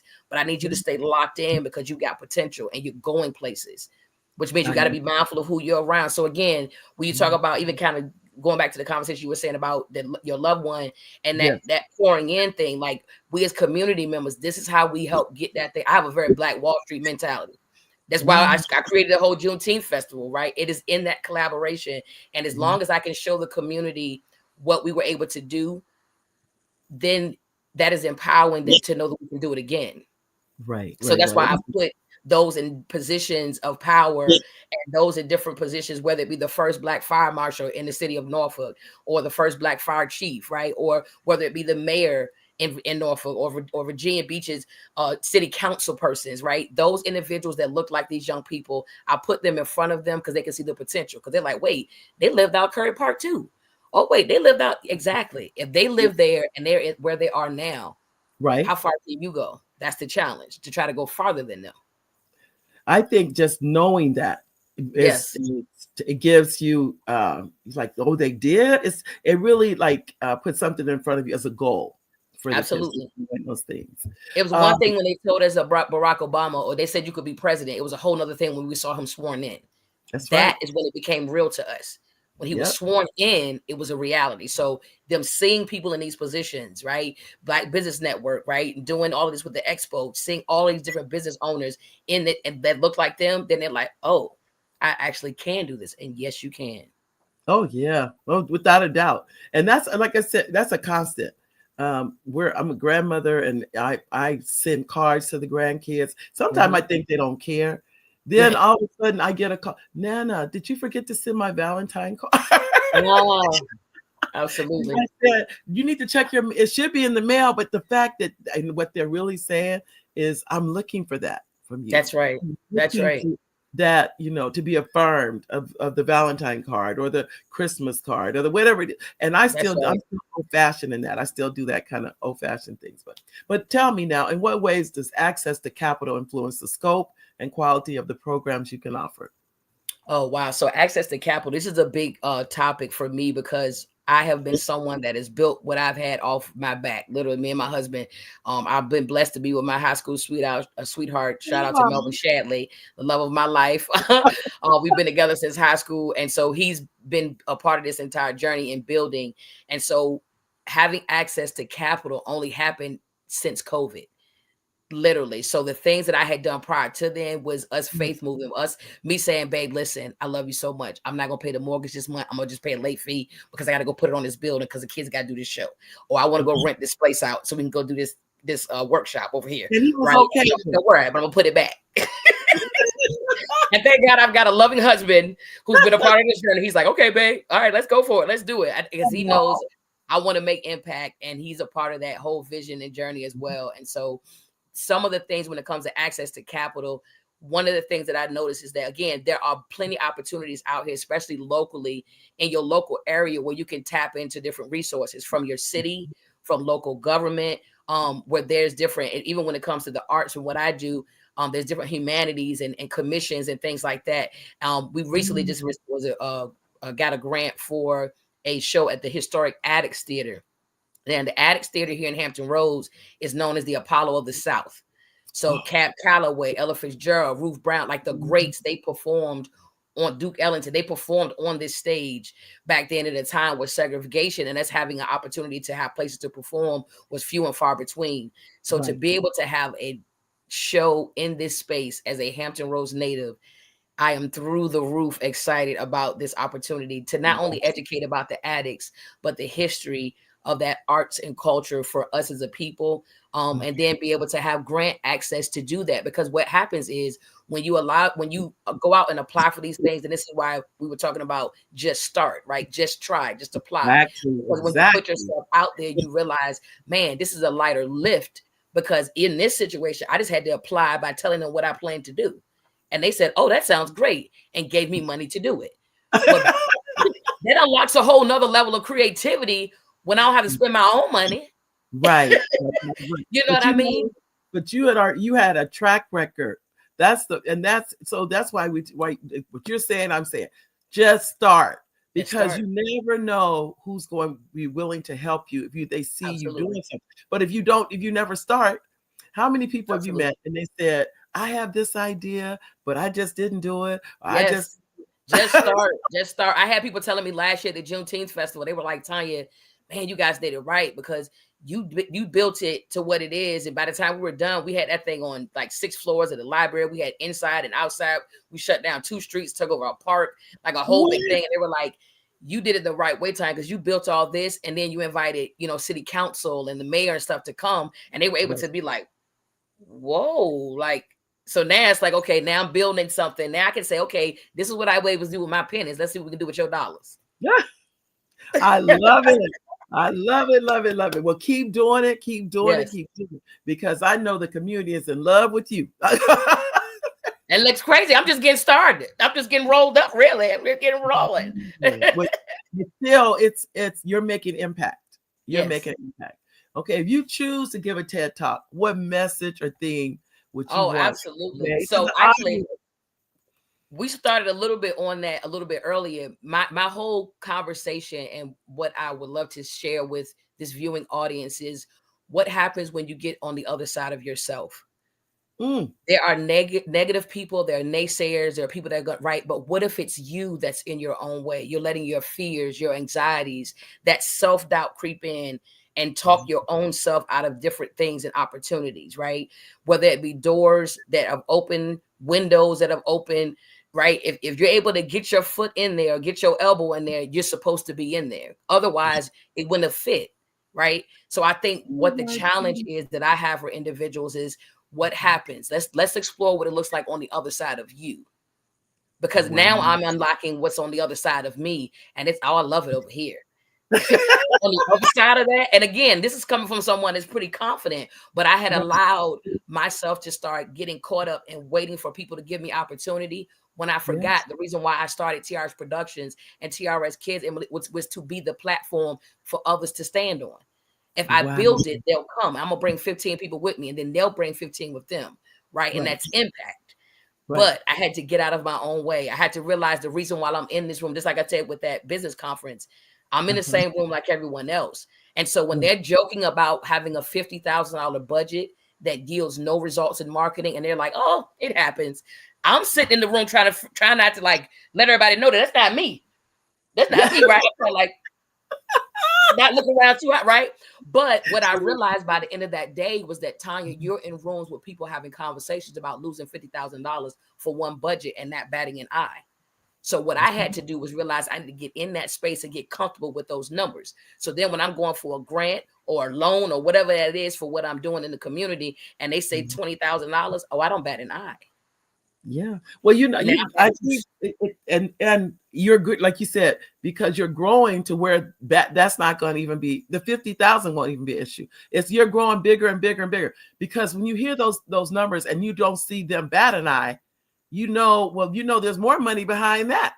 Yes. I was Irving Magic Johnson was the keynote speaker. So I'm sitting in the room with the Irving Magic Johnson, who owns multiple businesses. And I was like, all right, got my notepad, buckle up. Because again, I'm in the space, I'm in the room. So the challenge is what's on the other side of you. Let's look on the other side of yourself to see what, and let's tap in there. Oh my God, I'm listening to you because I just received an email yesterday. And it was from a producer, and I know her, and it was that who I'm casting for a movie, who wants to be in a movie. And I said, I do. Let me just tell you now, I have no clue what that means. I just it's said right. that. I do. That same conference, Daryl Stinson, who's done many TED Talks, said, has anybody ever heard of TED Talk? And I said, I'm going to be on there one day, boldly. Yes. Oh, why not? Okay. I think. I look forward to your announcement about the movie. Oh, well, yeah. I didn't have got a part. She just asked who was interested. And I just I said, throw your name in the hat. That's right. You don't know. I don't even know what the part is. I have no clue. But I said the energy it takes to even do that. It says, you know what? I'm willing to go out here and try. Absolutely. I have a granddaughter that's an actress, and she tells me, she goes, Nana, you can act. I said, really? She goes, well, you act every day. You act like you're married to Papa. That's I love it. Look, step out there in Facebook. Even with me, like I said, just get started. I have a domestic violence production we've done on campus at Old Dominion University a few times, and I've also done it out in the community because, again, I love taking real subject matter and taking that to the community so we can have that real conversation, gun violence awareness and things like that. And with this domestic violence piece, I said I want to do it one more time on stage in October, and I'm going to start working on the screenplay because women are getting out of that situation, and men have been coming to me saying, hey, Tanya, I need you to write that part too. That's our side of it as well. So I've been pushing myself on that writing side of, when the guys are going through that domestic violence situation, but I'm pushing myself to write a screenplay so that we can make it into a movie in 2026. So again, just get started. Just start. Just try. I'll figure it out. How do you think your personal experiences and journey in the arts can inspire others facing similar challenges? I think exactly what I was just saying as far as just stepping out there and going for it. I'm an all-in kind of person. I'm pretty subdued today. I've got a little sparkle, but not much. But usually there's some sequins or some glitter bedazzling or something going on. I kept it a little subdued for the business today. But I think, again, the advice is to go for it. Go full-fledged for it. Because even when I'm telling different individuals that I'm working with, I don't like to tell people that I teach acting. I don't teach acting because I feel like you become that person. When you become that person, that real reactions of that person is going to shine through. So if that calls for tears or it calls for laughter or whatever that is, when you come outside of yourself and become that person, whatever naturally comes, you're open to that and it's going to flow accordingly. So, be bold, walk in that thing. Now you're a writer, obviously, a director. Are you a director also? Yes. Okay, I had a feeling. So you're a writer, you're a playwright, a screenwriter, director, executive producer. I'm just going to yes, community uplifter, game changer. I tell people I'm a TRS builder. I am just, when I tell you, I gotta go like this. I gotta bow down because you are out here. You're not talking about it happening. You're making it happen. Yeah. There is no amount of money that anybody can pay you for what you're doing. There is no money. I mean, because it all is out of love. Yeah. It is out of love. It's impact. When I see them kids, and like that's how I gauge too. Like when I'm having an event and I'm watching 3 different generations of people laughing and playing together, it's absolutely amazing. Yeah. I think that entire piece of being able to continue to put things out there in the community, to be able to really strive for everything that I would love to do to make that impact in the community.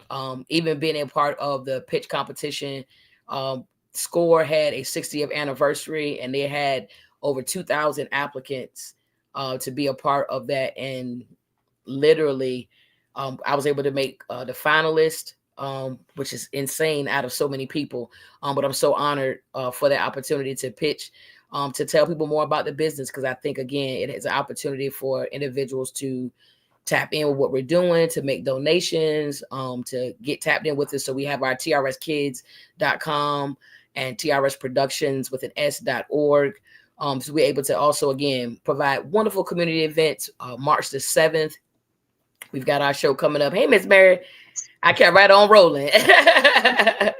Yeah, that's because you're a professional. That's there you go. The show must go on. I'm just saying. I was like, all right, plug, pitch, hello. I do want to give the audience a chance to get in contact with you. So we want to get your contact information and give that to them so they can support you.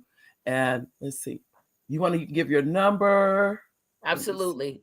So our phone number is 757-201-2496. Again, 757-201-2496. Our website address is www.trskids, that's trskids.com, and TRS Productions with an S.org. Also, we're on all social media platforms. We're trying to keep updating on all the things as we expand what we're doing and the impact that we're making. Not only in Hampton Roads, we've been able to do some things in North Carolina. We also took a show to DC, to the historic Lincoln Theater. So again, all these wonderful things that we're able to do, making impact in the community, working on another grant proposal that I got to get turned in by tomorrow at 5. But again. Well, I can tell you, like I said, I want to make sure that we give this. I'm gonna give the information one more time for our audience because I know we're almost to the end of the show, and I don't want anyone to leave without being able to contact you. But I would also like to thank you for coming on the show today and being here. This is not my honor, and as I said, when I bow down to you, I mean that because Queen, you are doing it. You are. Thank you. I appreciate it. Yeah. So again, our number is 757-201-2496. Our website is www.trskids.com and TRS TIONS, TRSproduction.org. We would love to connect with you all. We have an emailing list that we're getting set up, as well as a newsletter we plan to also roll out very soon with different updates. But again, a couple of different shows if you're in the Hampton Roads area. Our March 7th, This Joint is Jumping show at the historic Addicts Theater. And we're also preparing for Miss Juneteenth pageant, June 7th, and the Juneteenth Festival, June the 21st at the Chesapeake Conference Center. It's a takeover. Thank you again. God Thank you bless so much. Bye-bye.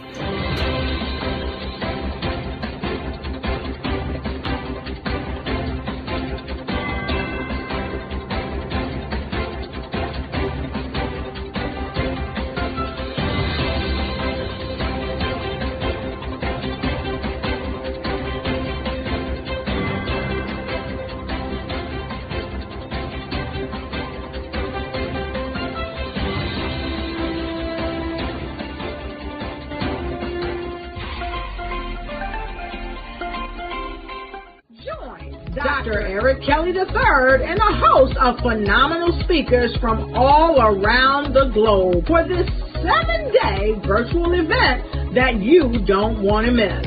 The mission of the Black Business Expo is to raise scholarship money from kids all the way from high school, all the way from college. The Black Business Olympics is one of the largest Black business showcases in the world. It is an opportunity for businesses and companies to showcase their businesses globally. We are going to be giving away laptops up to $5,000 away to students. Again, I'm Olivia Appleberry, the founder of 2 Cents Finance and one of the speakers for the expo. I am so excited to see you there. For more info, go to www.blackbusinessexpousa.com or call 919-308-9090 and hope to see you there. I am Black Business. From the moment I wake until the time I sleep. Yes, I am Black Business. I am Black Business. Tell me, are you Black Business? I am Black Business. Do you support Black businesses? Listen, I support Black business because I am Black Business. Black Business Expo, one of the largest business showcases in the history of Black business in the world. The world! Sign up today at www.blackbusinessexpousa.com or call 919-308-9090. I am Black Business. I am Black Business. From the moment I wake until the time I sleep, I am Black Business.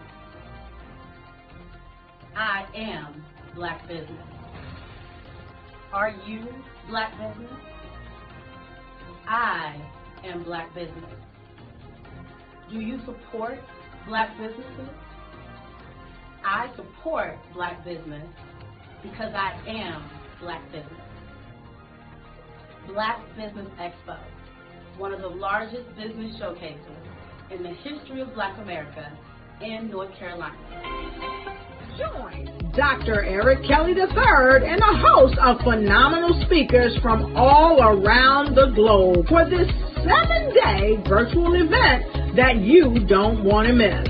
The mission of the Black Business Expo is to raise scholarship money from kids all the way from high school, all the way from college. The Black Business Olympics is one of the largest Black business showcases in the world. It is an opportunity for businesses and companies to showcase their businesses globally. We are going to be giving away laptops up to $5,000 away to students. Again, I'm Olivia Appleberry, the founder of 2 Cents Finance and one of the speakers for the expo. I am so excited to see you there. For more info, go to www.blackbusinessexpousa.com or call 919-308-9090 and hope to see you there. I am Black business. From the moment I wake until the time I sleep. Yes, I am Black business. I am Black business. Tell me, are you Black business? Black Business Expo, one of the largest business showcases in the history of Black business in the world.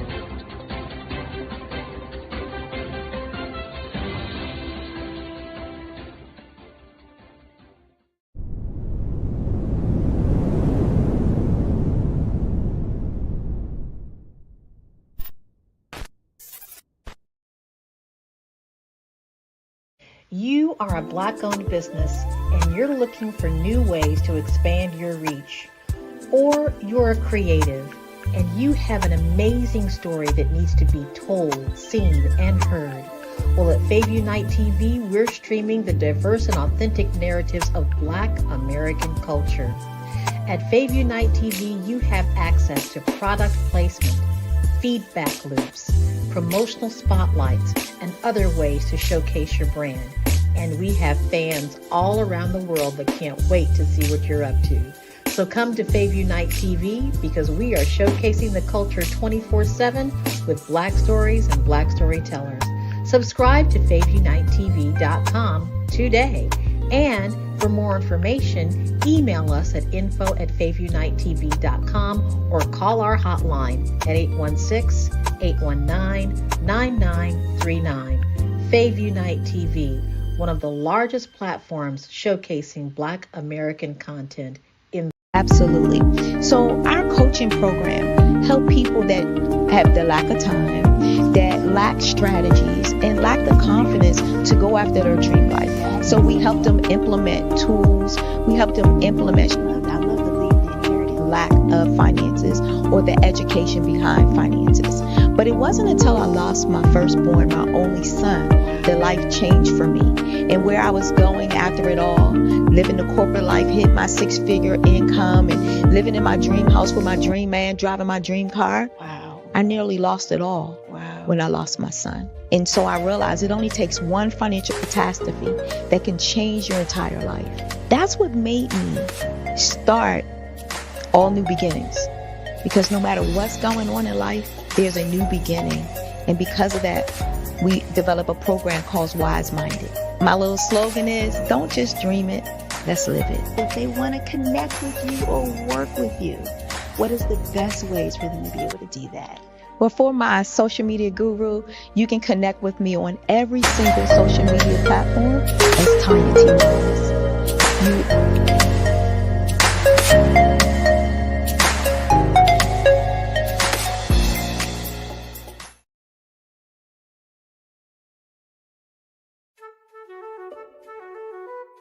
This is Dr. Arnold T. Petsworth. He's the owner of Petsworth Vet World, a veterinary clinic in Hopton, Connecticut. His patients include dog, cat, frog, fish, Goldie, dog, and this alpaca. Due to doctor-patient confidentiality, we can't tell you their names. Business at Vet World was steady, and then quarantine hit. Neighbors brought new four-legged friends into their homes. Bunnies. Bunnies everywhere. Dr. Petsworth welcomed these new patients with open arms. The only problem? There were more appointments than he could manage. That's when Dr. Petsworth turned to his American Express business card, which offers spending potential that's built for his changing business needs. He decided to hire a new assistant, Julio, and with spending power built for business purchases, he used his card to furnish a new exam room. Together, Dr. Petsworth, Julio, and American Express Business made sure all the pets of Hopton got the love and care they deserve. And everyone was happy.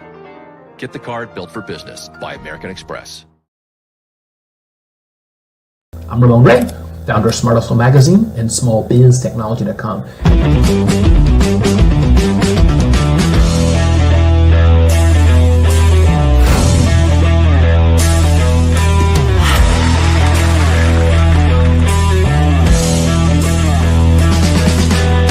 you're here today to celebrate small business success. Stand up on your feet. You rocked the house. It was amazing. Didn't we learn? For me, success comes from failure. One thing not to do is shake somebody's hand like this.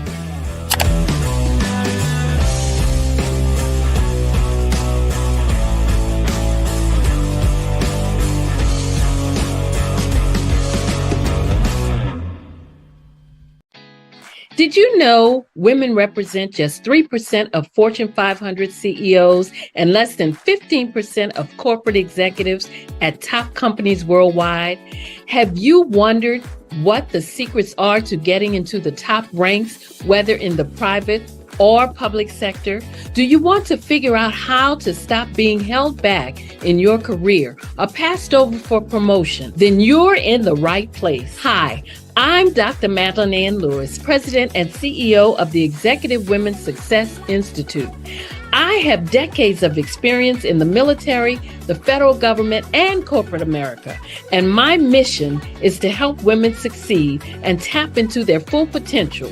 I want to reach 1 million+ women around the world to become the leaders they are meant to be. So if you want to move into a management or executive level position, or maybe you are a female veteran transitioning out of the military into business entrepreneurship, then reach out to the Executive Women's Success Institute at 301-693-3284. Let us get you on the fast track to success.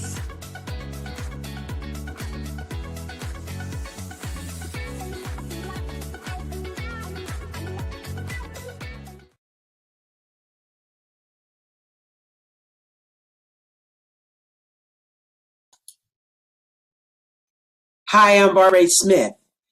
Genius is common. My genius is executive coaching and professional corporate training. As the master executive coach and corporate training ambassador for the Genius is Common movement, I help business owners craft their stories in such a way that you know exactly what they do, what they have, and what they bring to the table. Many times as business owners, we are asked, so what do you do for a living? And we could be crushing in our businesses, but we're not quite sure exactly what to say in a short amount of time. Well, I help you take those stories that are the reason why you're in business and why you're so passionate about your business and craft them in such a way that people are drawn to you as opposed to being repelled by you. Because every conversation, every time you talk to someone about your business, you are excited about it. But are you really conveying what you do, what you have, and what you bring to the table? And do really people understand why you care so much and why they should care that you have the solution to their problem? Well, I'm here to help you with that. As a master storyteller, I can help you with your stories and spin them in such a way that they are intriguing and fascinating. People want to listen to you talk about your business. That's why at the Genius is Common movement, I am the master executive coach and professional training ambassador. That's my genius. And genius? Oh yeah, it's common.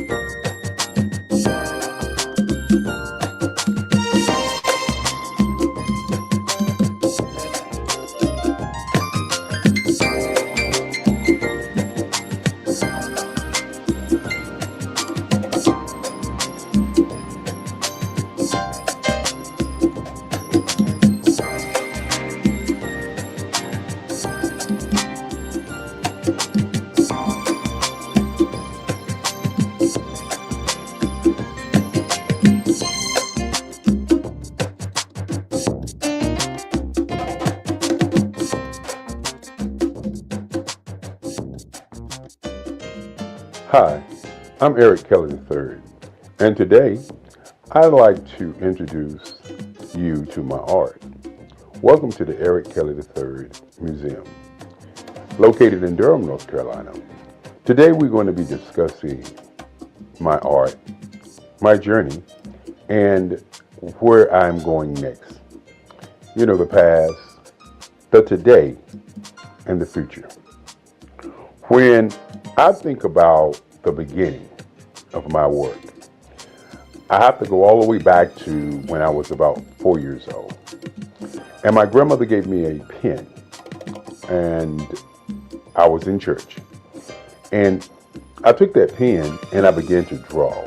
And as I was drawing, later on, my grandmother said that the picture that I drew then looked like the choir that was in the church. And so my affinity for utilizing the ink pen to do work still happens today. Now, many times when we begin to talk about art, the question always is, what is the intent? Why do you do art? What makes you an artist? And so, as we look at my early years, I was not thinking about what I was drawing. I was just in love with drawing. I remember in the 5th grade when a young man, one of my friends, came to my desk and saw me drawing, and he said he'd like to draw. And so I said to him, anyone can draw. Because in my mind as a young kid, my art was just a way of, I would say, expressing how I felt. And so each day I would give him triangles and squares and show him how to draw. And so in my mind, I wanted to be an art teacher. And being an art teacher, I thought I could give back to other young people, other folk, how I felt about art. And so as we moved through my timeline and moved past the 5th grade, I began to draw, I would say, comic book figures, you know, a lot of figures, a lot of pictures of what I saw in comic books. And one of the things that I noticed about me at an early age, maybe it was because my grandmother was a civil rights leader, maybe it was because my great-grandfather wanted me to be a lawyer, and he took me each day from Scarborough Nursery School down to the courthouse to watch what was going on at the courthouse. And maybe it was me watching television and seeing the civil rights movement happening, and seeing things that was going on. But I remember when I was about 12 that there was this thing called identity. You know, say it loud, I'm black and I'm proud. And the music that I was hearing was just so different until I began to change the white images that I looked at to black images. I can remember the Incredible Hulk that I changed into the Incredible Bulk. You gotta understand, I was a kid, you know. Tarzan. I did Tarzan wrestling with an alligator in the jungle with an afro. And so this whole thing of black identity was prevalent on my mind as a young artist. Many times people say artwork is political. And I continue to say that not only artwork is political, art is what is your identity, but more importantly, what is your intention. And so as I moved through those years, 5th, 6th, 7th, 8th grade, I began to look at the difference between how I felt and how I saw things. And one of the things that I noticed early on is that I could actually hear tones and hear music and I would see colors in terms of what I was drawing. Many times I found myself talking to people and I would say, I can draw you if I think about you. And that was one of the games I used to play when I was a young kid. I would talk to somebody, I would listen to them, and then I would go home and I'd get my sketch pad and I would actually draw them. Many times when I was coming up, I used to tell people that if you talk about what you want, I could draw some lines, and then I can go and create that particular object. Intention, identity, and color was very prevalent in my work at an early age. I remember my first paper mache dog that I did. It was white. And my teacher kept the paper mache dog. And my great-grandfather used to say to me that don't give my artwork away. And so he said, only sell to collectors. And so at 7 years old, he started a museum for me called the Eric Kelly III Museum that would house my artwork in his house, along his halls, and house my writings. I'm also a poet. I do poetry, 3 portrait CDs that I've done in the past, along with some more interesting writing. My work, again, as I said before, is about identity and intention. When you think about colors, and we will see some of those pieces later on, but the colors and portraiture that I've moved into, very, very important. Initially, I was doing a lot of figuration, and that figuration was a lot of history pieces. Now, fortunately for many artists, they have what I would say, some guidance, some leadership. When I was growing up, once I got to the 12th grade, 3 of my teachers, Sandra Dowd, Miss Corbett, and Miss Cousins, pulled me into the teacher's lounge. And my art teacher, Sandra Dowd, said to me that I was cheating the world because I was not doing enough art. And she said each day that she give out a project, that I would come in the day of the project and do the best piece in the school. And I used to think about that because I wasn't really aware in terms of my art. I just was doing art. And so my English teacher said that, well, this year you're not going to graduate. And my history teacher says, that is correct, you're not going to graduate. And so you got to understand, back in those days, graduation, senior year was very important. And so what I did was I said to them, y'all can't do that. And they said, yes, we can, because we control your grades. And so I sat there and I listened to them as they began to tell me what they wanted me to do my senior year so that I could do more art.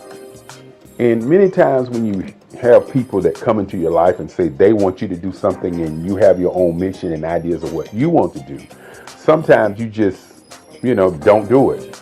But in those days, I was the guy who was very popular in high school. So I thought to myself, this is only a challenge. And so each morning, I would draw for my English class, the Macbeth, the Odyssey.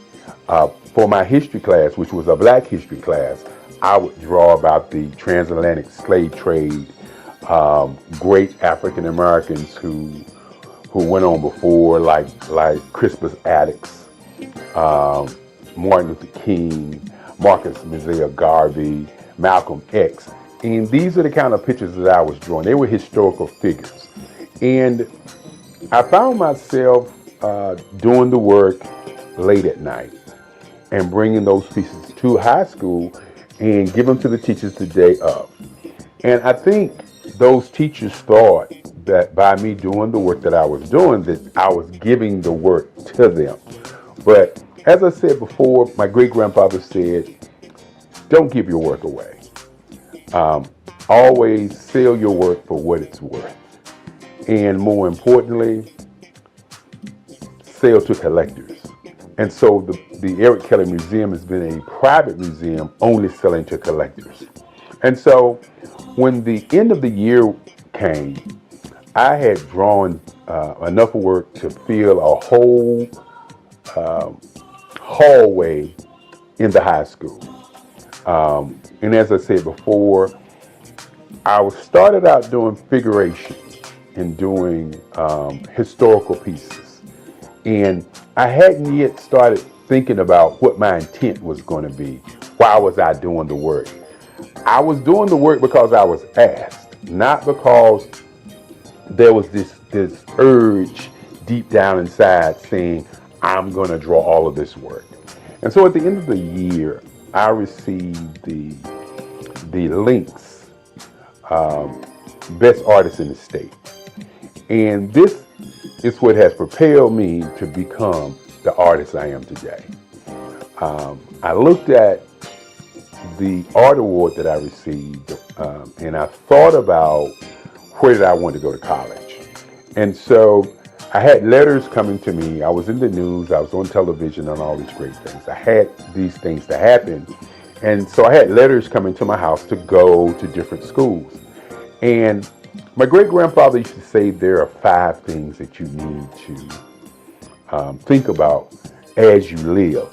He said, number 1 is to think. Number 2 is to sell something. Number 3 is to do research. Number 4 is to be relentless. Number 5 is to have energy in everything that you do. And so I started on my quest for understanding that art was going to be what I wanted to do. And so I did research on the schools in Durham, North Carolina. And for those who don't know about Durham, North Carolina is a space where black people, 49% black people, were engaging in economics everywhere. You know, Durham was the tobacco capital of North Carolina at one time.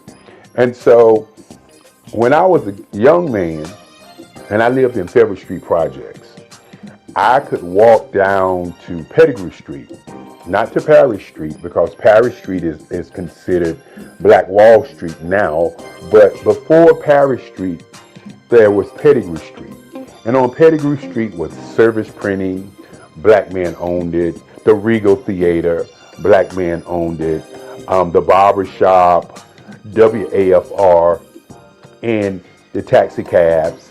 And I could see black people doing great things right there on Pettigrew Street. And Pettigrew Street was probably about 4 or 5 blocks from where I stayed. I remember going to the Regal Theater, seeing Hercules and all these movies as a young man. But the thing that really impressed me about Pettigrew Street was I saw black people doing black things. And so as I did my research to see where I was going to go to school, I discovered that North Carolina Central University was one of the top schools with black professors. And one of the things that I wanted to do, you know, as a young person is I wanted to go to a school where I could study in the class, and then I also could go to the library and pick their books up and read more about what they were talking about, so I would be immersed into the art. And so at that time, North Carolina Central University did not have an art scholarship program. And so remember what I said earlier about my great-grandfather. He said, think, and then sell, and do research. And so in doing my research and thinking, I said to myself, I want to take my portfolio down and ask them to come to that school for art. Now, many people don't know, and I didn't know at the time, that Ernie Barnes, who is one of the greatest artists who've ever come out of Durham, North Carolina, didn't know that Ernie Barnes had gone to North Carolina Central University. That was not, in my mind, something that I knew.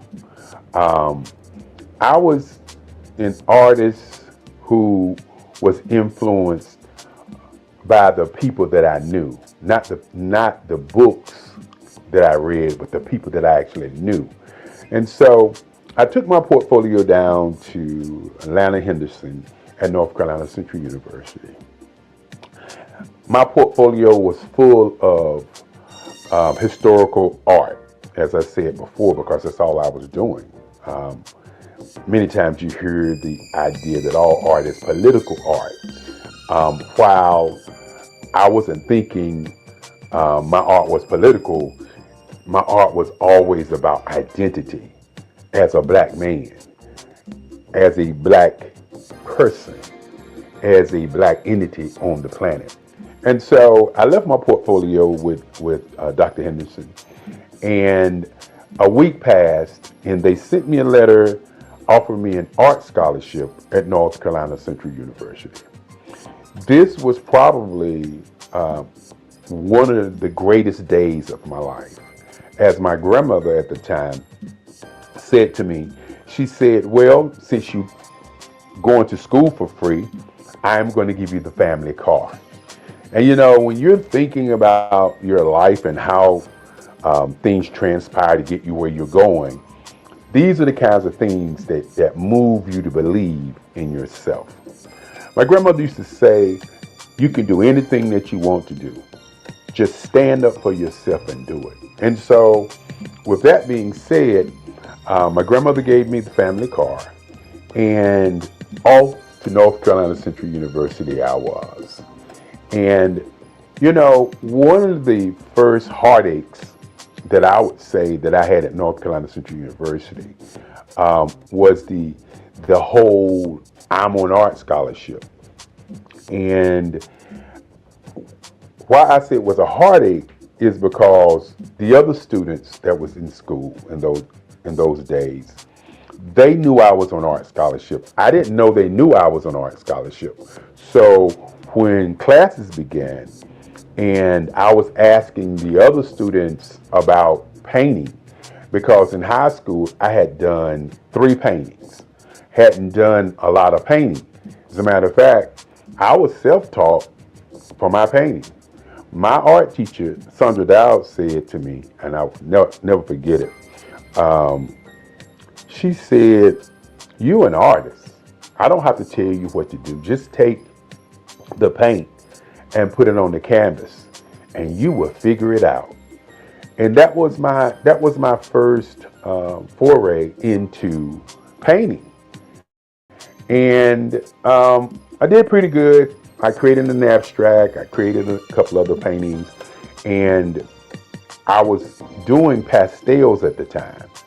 And pastels was my first love after pencil and ink pen. And so what I did was I utilized my pastel skills as a way of painting. So when you actually see some of my painting, it looks like pastels, because that's how I mix, that's how I match my colors, that's how I draw, that's how I utilize my line work on my paintings, just like pastels. And we'll get an opportunity to see some of those things as we move forward. And so as I got to college, I won't ever forget, I was asking a young lady how to paint.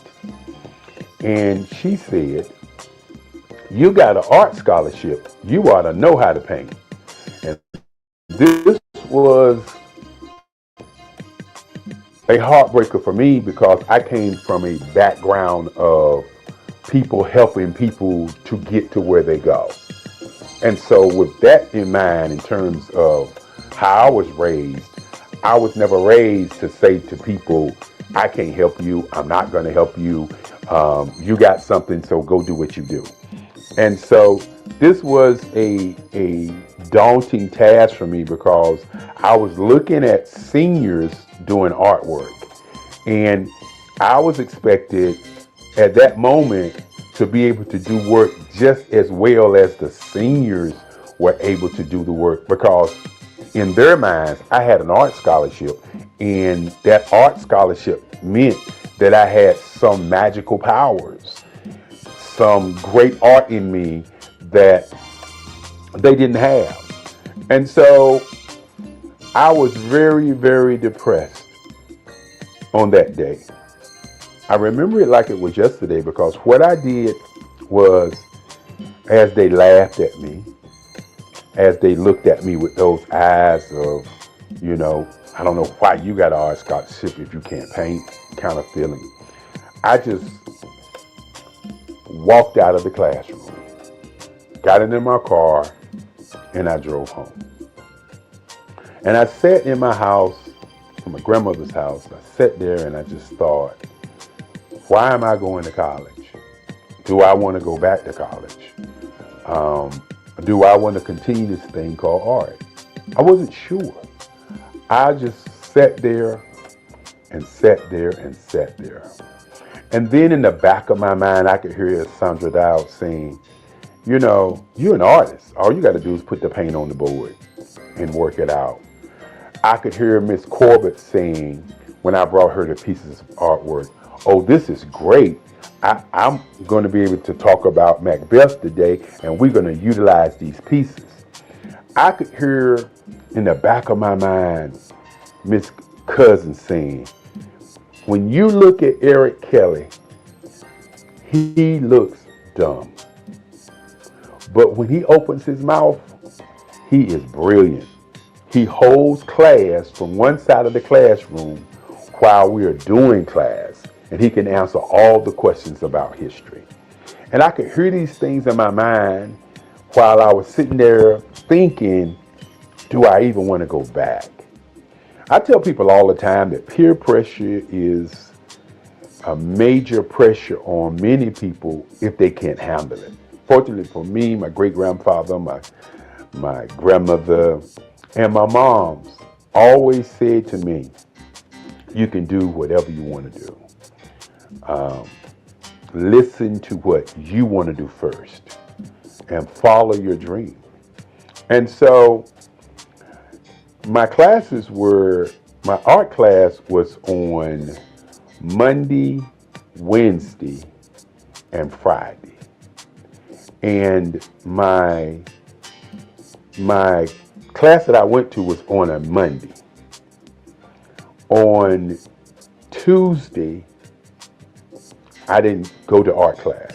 Wednesday, I didn't go to art class. So on Thursday, I decided that I'm going to go over there to North Carolina Central, and I was going to paint. Now, you got to understand, as a young kid, a young black man, when you're thinking about your identity, you're thinking about what you want to do, and people are pressing against you and doubting who you are and really identifying and seeing who you are. You gotta understand, you're not the guy that I am today.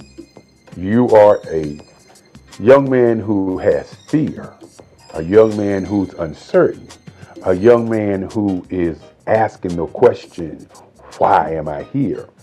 And so on that Thursday, I went to the art department at 4:00 when I knew most of the students were not there. And I went to my board and I pulled out my paints and I started painting. And I just kept painting. And I just kept painting. And I continued to paint. I was working it out, trying to figure out what in the world was I doing. And I remember when I got to the art department and I thought about what I wanted to paint. And I painted a piece that if people saw it today, they probably would say that it's racist. If people saw it today, they would probably say, what was he thinking? What was his intent? But I had done a piece in history, in Black history class, of a slave being hung. And it showed a plantation owner grabbing the slave in his hair, getting ready to put the slave into a rope.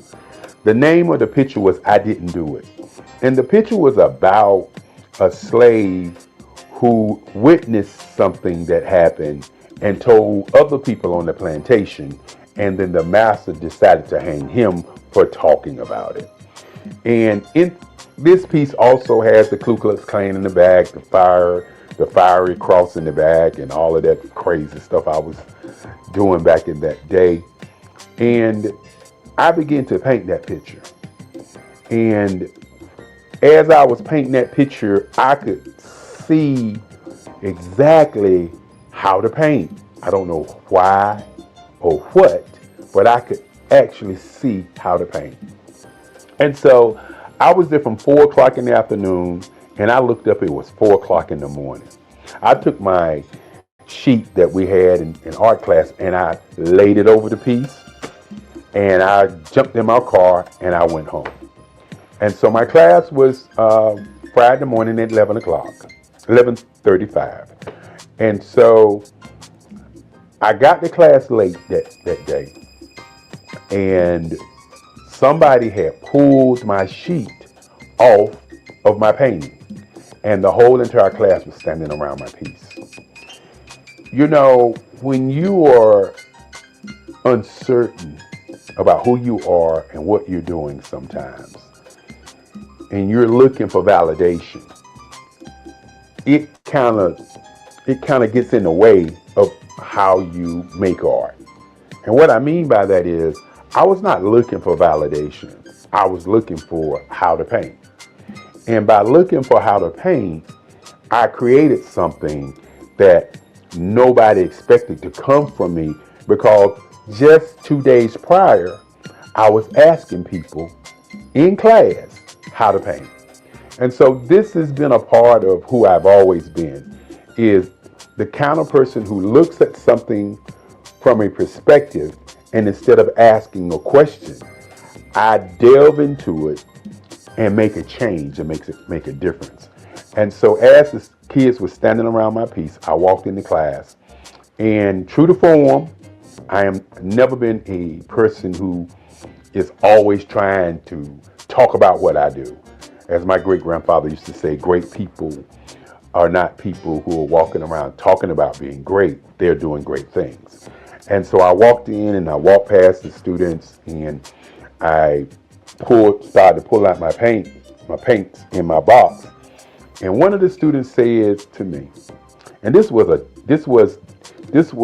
a moment in my life when I really realized that I didn't need validation from people in me making my art. I just needed to continue making art. One person said, "That's not yours. What are you doing?" And I turned and I looked at the student, most of us seniors, and I said, "It is mine." I said to them, I worked on it from 4 o'clock until 4 o'clock yesterday morning. And then one of the students just said, "I just can't believe it." And I just turned and began to work on my work. This has been what's happened to me in art all my life. It's never been about me looking to be a great artist. It's always been about, what is the identity? What is the intent? Why do I draw?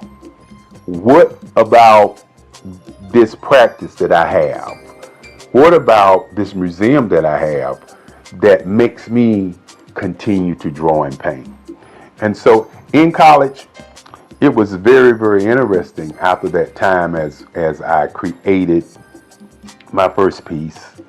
And then all of a sudden, the other students start asking me questions about how I did it. And that was more important to me than anything else. Not that I did it, but being asked how. And as I said before, I utilize my artwork or utilize my painting as I was doing pastels. Pastels was my first love. And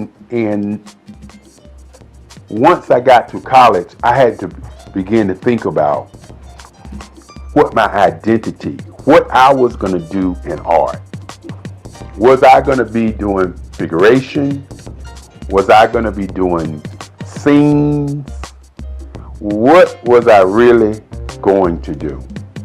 And I remember Carlisle, who was one of my teachers. And Mr. Carlisle, I remember Mr. Carlisle. And Mr. Carlisle was a teacher, an art teacher, who said to me, he liked the way I was doing large pieces. And that large pieces was something different from what the other students were doing. And so what I decided to do was to try to figure out what kind of artist I wanted to be. You know, I opened up talking about identity and intention. And I'm going to talk about power and color and emotions later. But what kind of artist was I going to be? And so Mr. Carlisle and Kennedy and some of the other teachers decided that they were going to take us art students to Washington, D.C. And taking us to Washington, D.C. to a art show by an art show curated called 200 Years of African American Art. And you have to understand that in those days, the information that we got was just so powerful. It was not information that we didn't look at the information, but we looked at the information and worked on analyzing why it existed. And so had an opportunity to go to Washington, D.C. There was over 85 pieces of artwork by different artists from all over the world. And that's when I first saw Aaron Douglas. I had known about Romare Bearden. I had known about Ernie Barnes because Ernie Barnes came from Durham, North Carolina. And I knew about Ernie Barnes because of Good Times. And I knew about Ernie Barnes because he went to Hillside, that same high school that I went to. And many times when we were drawing as young kids, we would always get, you try and draw like Ernie Barnes. That's Ernie Barnes. That kind of like Ernie Barnes. And so my mind was like, I didn't want to be a copy or a duplicate of any other artist, but I wanted to know what these other artists were doing and who they were. And then I ran across a man by the name of Charles White. And this is where my entire existence was shook. Because I believe that art is the expression of how one feels. And we walked into this big room. And on this room was a mural. And this mural looked like I drew it. It looked like my work. Mr. Carlisle said it. Mr. Kennedy said it. And I was looking at it and I was like, how can this be? How can this man's work be like my work? And who in the world is Charles White? And so this was a journey to kind of discover who he was, why he drew the way that he drew, what was the political part of the kind of art that he was doing. And more importantly, in those days, some artists was doing something that they call today super realism. And that's what Charles was doing. Charles was drawing these pieces with asymmetrical lines, and the line work was just so awesome. And so after discovering Charles White, I began to study Charles White. And of course, I was always studying Ernie Barnes. And so I had to figure out what I was going to put in the art canon. Was I going to continue to draw these kinds of pieces like the Charles Whites? Was I going to continue to draw the pieces like Ernie Barnes? And so I talk about intention and identity and what my work really represents. And what I say to many people, that my work represents world peace. That's what my work represents. the colors that I use, the line work that I use. I'll share with you a little bit later some of the pieces and some of the line work that I do. But my work is about bringing people together, having them to see each other without seeing black or seeing white, without seeing color. I decided that I would do portraits, instead of doing themed pictures. Now, I still do theme and scene work also, but I decided that I would do portraiture, that I would do portraits, and that I would take colors and use them as emotional tones. Many times I sit down and then I hear music and I see colors. I hear people having conversations, I see colors. And so I decided that doing portraits of people and how they feel and how they look would be an impact on how people feel. And so I can remember going to New York City during the summers and just sitting on the stoop in Harlem and just watch people go by and just try to see what they were thinking. You know, and they was arguing, how the intensity of that argument was, and the facial expressions. And I was always amazed by how people reacted. And each time that I would see people responding or moving, I would always see a different color that I could see in my paintings. And so I started drawing pieces in colors. And so my work has morphed from just doing the figuration into just doing portraiture, even though my next series of paintings are going to be dedicated to black women. That's going to be an awesome set of work that I'm going to work on. I can't wait. And so when you look at my work and you look at my portraits, you'll notice that I'm working to capture an emotion.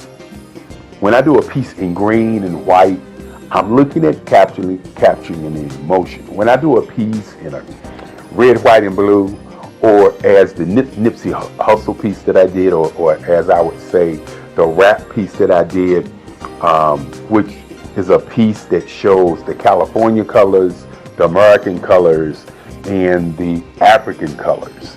And so I'm utilizing all these colors to make you, the viewer, see an emotion and get a feeling from that particular piece. My intent is to push you away from looking at a scene, but looking at how somebody is being seen. And that's what my portraiture work is all about. For the last 20 years, I've worked on work that transcends time. Pieces on my grandmother, my mother, in what I call lines, colors, and emotions. And when you sit back and you think about that first day in college when I didn't know how to paint, and you think about now where I'm painting every day, you can understand what identity for me has always been about. We hear about black female artists. We hear about white women artists. We hear about white men artists, the Michelangelos, the Monets, and all of these guys, the Picassos.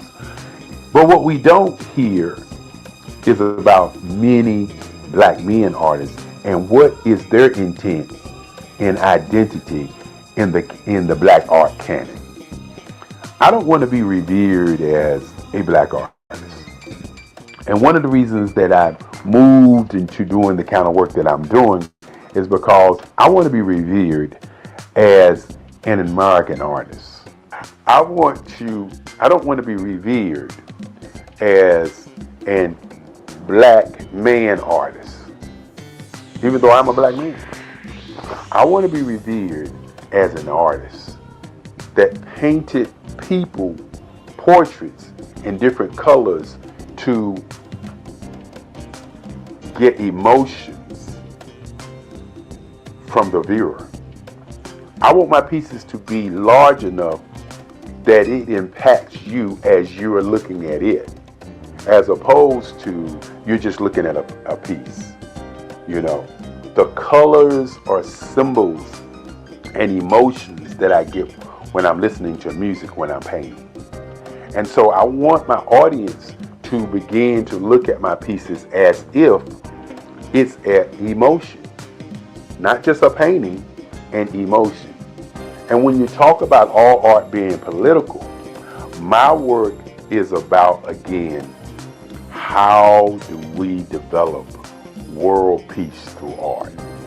And I believe the way that we get to world peace through art is by stop looking at art as being black or being white and looking at art as an entity of making, or as some people say, as creating a piece where you get emotions, where you get feelings, where you get an idea of what my intent is when I was actually creating or making the art.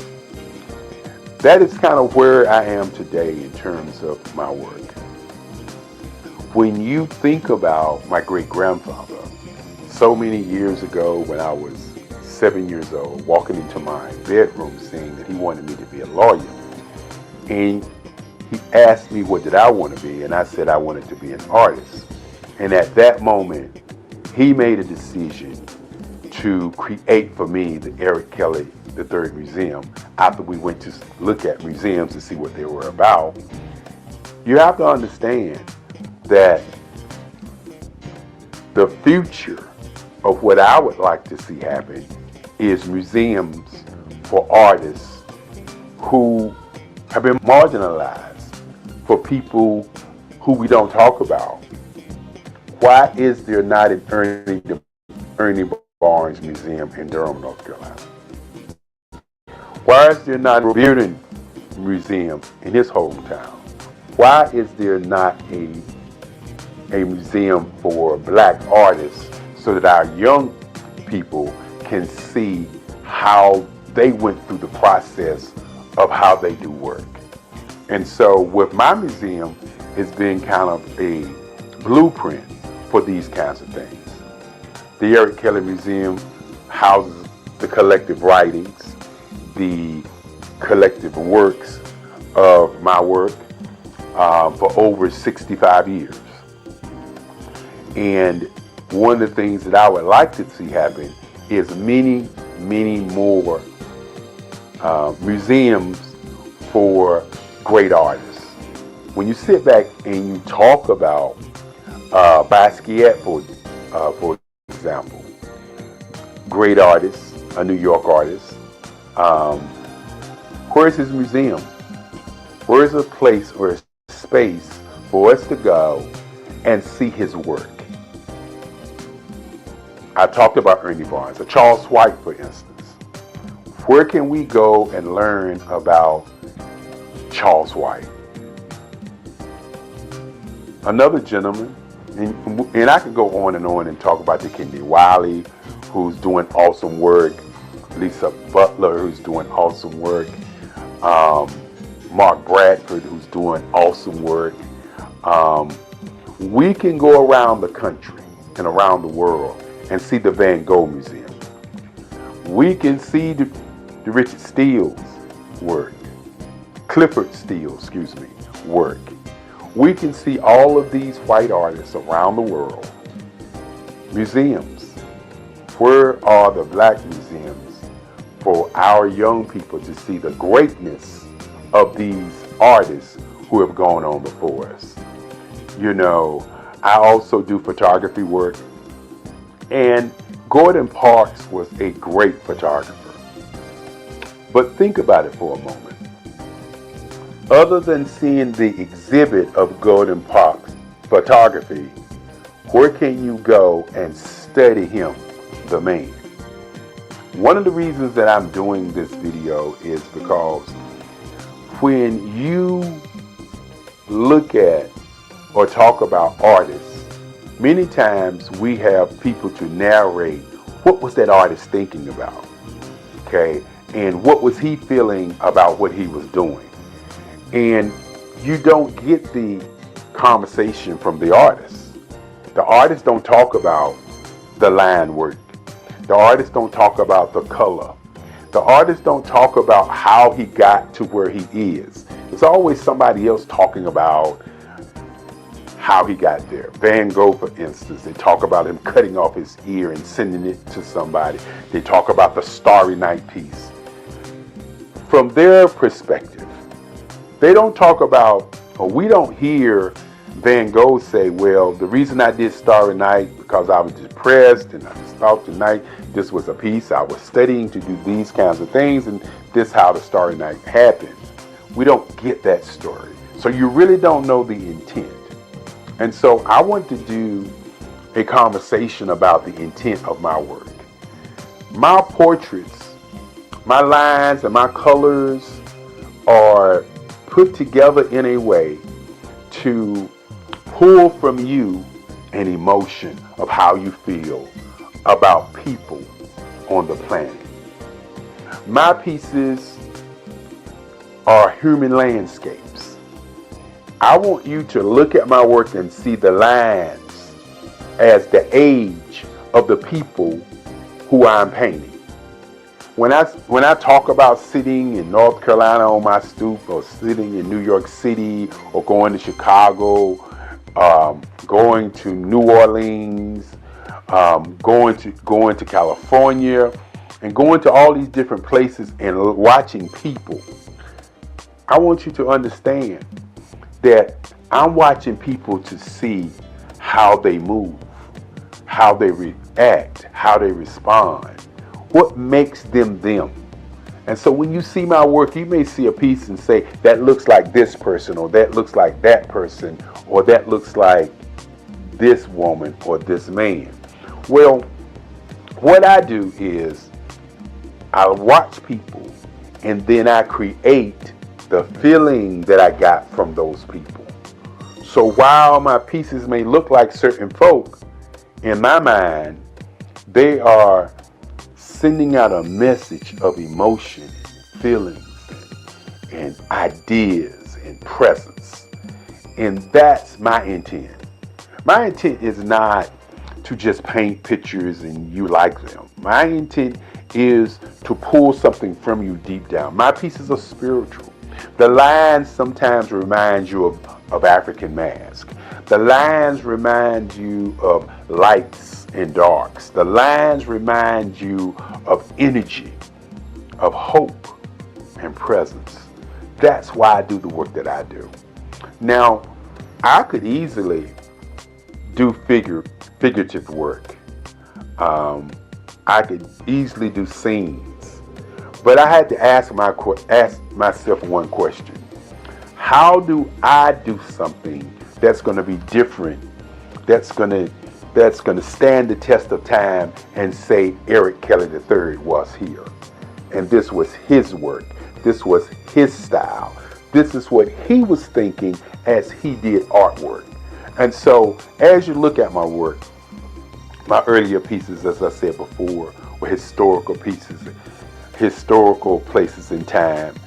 And then you look at my work now, you'll notice that I've morphed into doing work that brings about that whole emotional feeling from you to the work.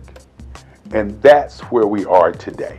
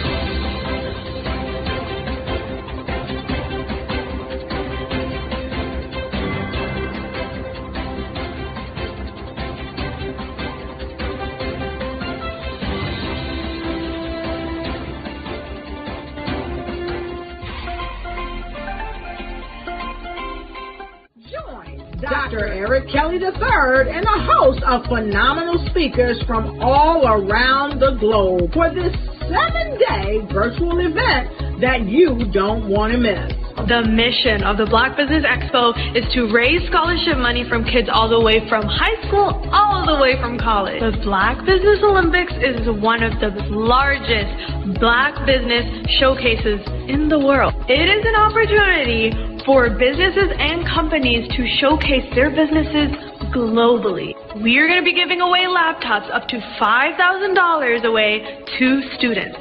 Again, I'm Olivia Appleberry, the founder of 2 Cents Finance and one of the speakers for the expo. I am so excited to see you there. For more info, go to www.blackbusinessexpousa.com or call 919-308-9090 and hope to see you there.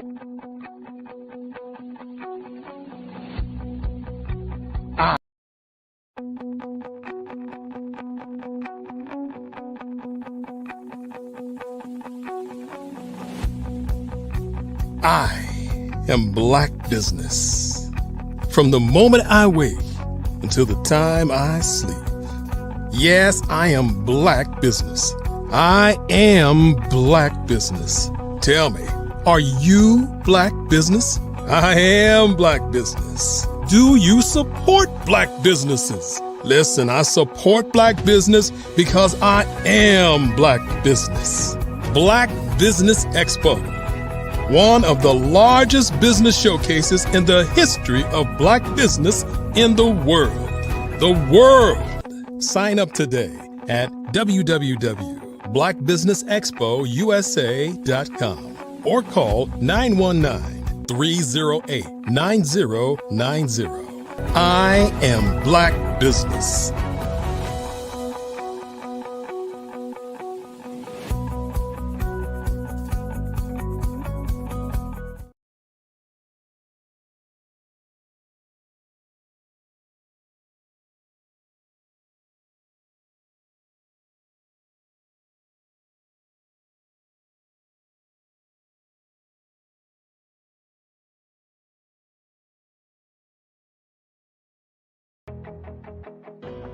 I am Black Business. From the moment I wake until the time I sleep, I am Black Business. I am Black Business. Are you Black Business? I am Black Business. Do you support Black businesses? I support Black business because I am Black Business. Black Business Expo, one of the largest business showcases in the history of Black business in the world.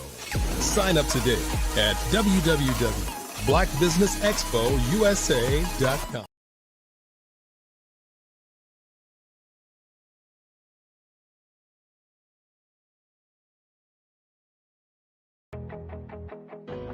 I am Black Business. From the moment I wake until the time I sleep, I am Black Business. I am Black Business. Are you Black Business? I am Black Business. Do you support Black businesses? The Black Business Expo is changing my life. This year, they are giving away laptops and even $5,000 in cash to students just like me. I'm Alexis, and I want to go to college to fulfill my dream of becoming an entrepreneur. Help the Black Business Expo going to www.blackbusinessexpousa.com and also becoming a vendor, a sponsor, or donating.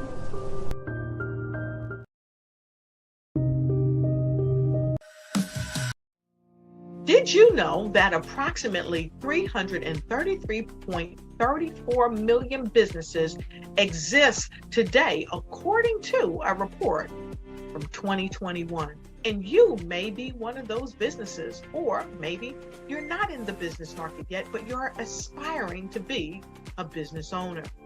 Well, guess what? You're in the right place at the right time. Because let's face it, everything is about timing and opportunity. Hi, my name is Dr. Lotus Richey, and I'm the CEO and founder of the Lotus Richey Coaching and Consulting LLC, along with the Lotus Richey Ignite Show. 15 minutes of success with Dr. Lotus Richey, as well as books to boom your business and bring who you are. And today, I want to bring this amazing message to you about the Black Business Network and the Black Business Olympics. See, the Black Business Network and the Black Business Olympics is designed to help people just like you, that's right, that look like me, to take their business to the next level. Not just in your front yard or your backyard, but globally. The Black Business Network and Black Business Olympics is designed not to just help you survive, but to help you thrive. So join us today as we come together with businesses all around the world to support our students, our children, our young teens, our young entrepreneurs. What we do is we come together to help raise funds for students who are aspiring to be business entrepreneurs, who are aspiring and who are thriving in college. We endow them with a wonderful opportunity to gain scholarship of either a laptop or several thousands of dollars. And we invite you to help be a contributor to this amazing opportunity to help someone that looks just like you. So join us today at our website and let us connect with you and help you ignite and take flight in every area of your life on the Black Business Network and the Black Business Olympics. I'll see you on the other side.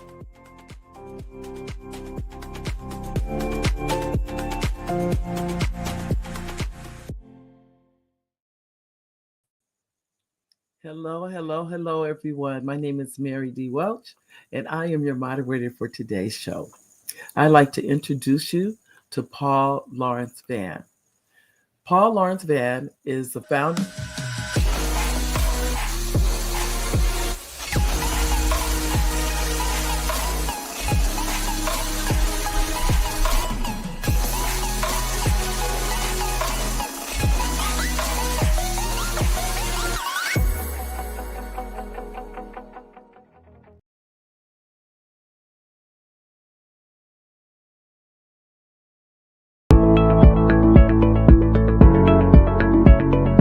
Prepare for what's coming and dominate in economic winter. Stand strong and thrive by showcasing your great products and services globally through the Black Business Network and Black Business Olympics. The Black Business Network has showcased over 2,000 companies with over $7 billion in sales each year. Over 10 million attendees have viewed the rebroadcast each month. Through the Black Business Olympics, unique styles of business training and mentoring are turning students into business owners and entrepreneurial warriors who will dominate in any economy. Gain the ultimate advantage of the Black Business Olympics, 7 days of unbelievable topics and speakers speaking around the globe. Donate your time and experience to provide expertise and scholarships to students worldwide and change the world. Now, more than ever, new insights, tools, strategies, and capabilities are needed. This is your chance for a major presentation to the world. Fill out the form and join the more than 2,000 speakers who have presented to over 200 countries. Join the Black Business Network streaming live into the Metaverse, STEM City, Black Multiverse Enterprises, Hulu, Amazon, YouTube, iHeartRadio, Apple, Facebook, LinkedIn, Pod TV, IBM TV, Spotify, and Google Podcasts. Sign up today. Spaces are limited, and we will see you there.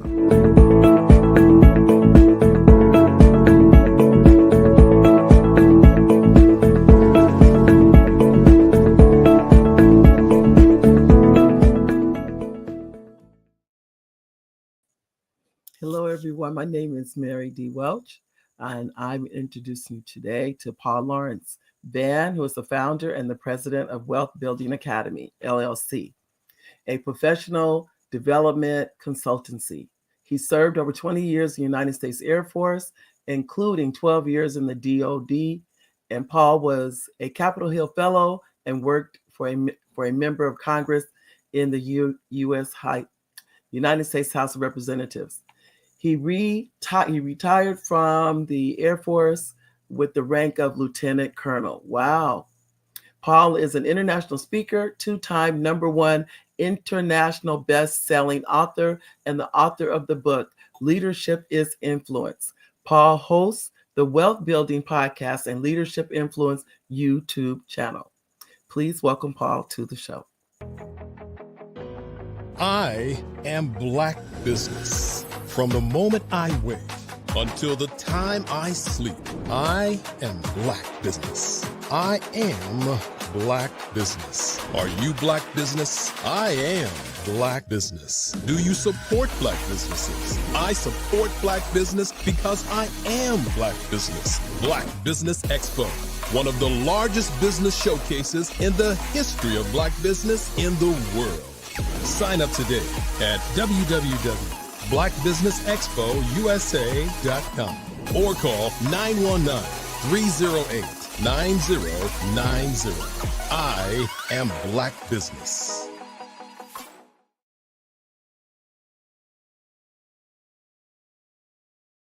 The Black Business Expo's mission is to raise funds for high school seniors going to college or K-12 entrepreneurs.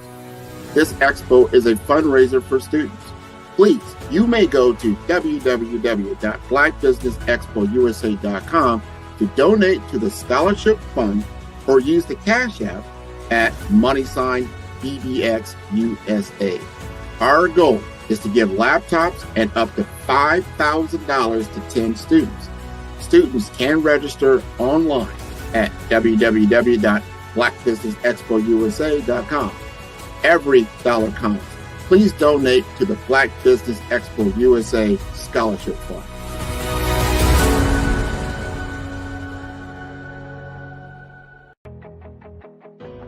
I am Black Business. From the moment I wake until the time I sleep, I am Black Business. I am Black Business. Are you Black Business? I am Black Business. Do you support Black businesses? I support Black business because I am Black Business. Black Business Expo, one of the largest business showcases in the history of Black business in the world.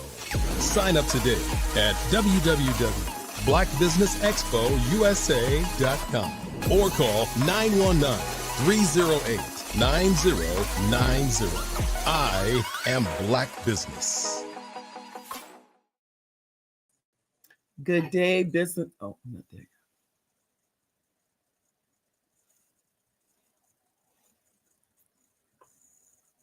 Hold on. I'm sorry.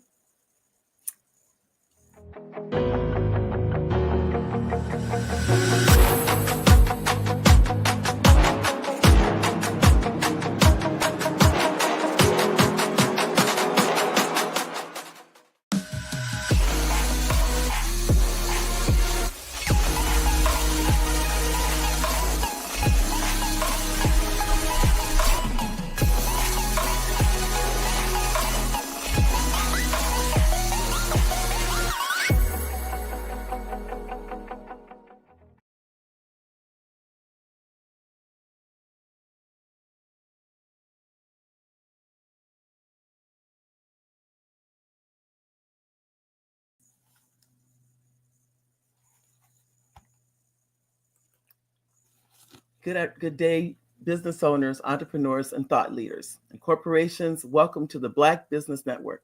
My name is Mary D. Welch, and I am your business moderator for this afternoon on the Black Business Network. The Black Business Network is a 24-hour business network showcasing Black businesses, Black owners, entrepreneurs, and thought leaders worldwide. We have speakers from North Carolina, London, Singapore, Africa, Japan, and cities all over the United States. The Black Business Network is a global community sharing business knowledge to empower, inspire, and educate businesses about business. Today, I'd like to introduce to you our guest, who is Mr. Paul Lawrence Vann. He is the founder and president of Wealth Building Academy, LLC, a professional development consultancy. He served over 20 years in the U.S. Air Force, including 12 years in the DoD. Paul was a Capitol Hill Fellow and worked for a member of Congress in the U.S. House of Representatives. He retired from the U.S. Air Force with the rank of Lieutenant Colonel. Paul is an international speaker, a two-time #1 international best-selling author, and is the author of the book Leadership is Influence. Paul hosts the Wealth Building Academy podcast and the Leadership is Influence YouTube channel. Ladies and gentlemen, we welcome Paul to the show. Good day, and how are you doing, Mary? I'm fine, Paul. How are you? Doing wonderful. Looking forward to this opportunity with the Black Business Olympics. It's going to be a lot of fun, Mary. Get ready. All right. Well, Paul, what shaped your upbringing and led you to leadership space? How did it all start for you? Well, thank you for that question, Mary, and I'm honored to be here. And what got me started into leadership was at the age of 10, my parents purchased a grocery store. They were factory workers, and they purchased a store, and I was happy as anyone to be a part of that until they told me that I would have to open the store up after school each day. And I did this for 5 years. So I really got into that leadership space, working with vendors, people who delivered the bread, the milk, the eggs, different things such as that, communicating with people, extending credit to people in the local community, and much, much more. And then, of course, that led to me graduating from high school, getting my diploma, and then attending college. And when I went to college, I started majoring in business. And at that point, in Shaw University at North Carolina, at that point, the leadership process began. And that's really how my journey got started prior to the Air Force.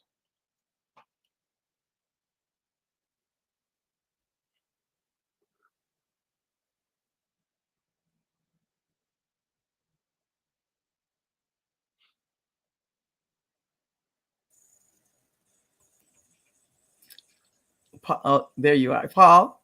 Yes. You're one of 10 children? 10. 5 boys and 5 girls. I'm the oldest son. Wow. So do you have a sister older than you? I have one sister that's older than me, and then we have twins in our family as well. And when you look at it, that in itself was an education, and that in itself depended on and resulted in a lot of leadership too, because us older children in the family of 10 really had to kind of manage the younger children in the family. So it ended up being quite an experience. And what was the first thing that I thought about doing, Mary? It was, I'm not going to have any children. I can believe that, because the older ones take care of the younger ones. Yes, yes, they become the co-parent. You do. You know, without the all the responsibility, but we try to keep them in line. And it was a great experience, primarily because I learned a lot from them, my younger siblings, and they learned a lot from me. And so it's something that I always keep in mind, is that is really, when you really get down to it, it really gets down to family. And the family is one of the strongest structures and foundations in the world. Yeah. And if you can keep it together, it works. Yeah. And it is I think it's a balancing act. It is. Absolutely, it's a balancing act. But on top of that, you served 20 years in the military. Yes. And it was some of the best times I ever had. I ended up finishing college there, as I mentioned before, at Shaw University in Raleigh, North Carolina. And I was cross-enrolled at North Carolina State University, and they had a detachment 595 at NC State University there in Raleigh. And on the day I graduated with my business degree, bachelor's in business, I also was commissioned a second lieutenant into the United States Air Force. And what it gave me was foundation, because I knew what I was going to be doing. And I ended up doing that for 20 years and had some of the best times of my life. And one of my particular areas of focus was financing. So budgeting, cost estimating on acquisition programs up into the billions of dollars. Wow. And so as a young officer, I would actually have to travel to these corporations to tell the president whether or not we were going to, the president of the corporation, whether or not we were going to accept his contract as a part of their proposal. Wow. And so it was quite a bit of leadership experience and managing people, leading people, but managing things such as aircraft, training, et cetera, with different embassies, et cetera. But what about if you went there and what if you told them they didn't get the contract? How did that go?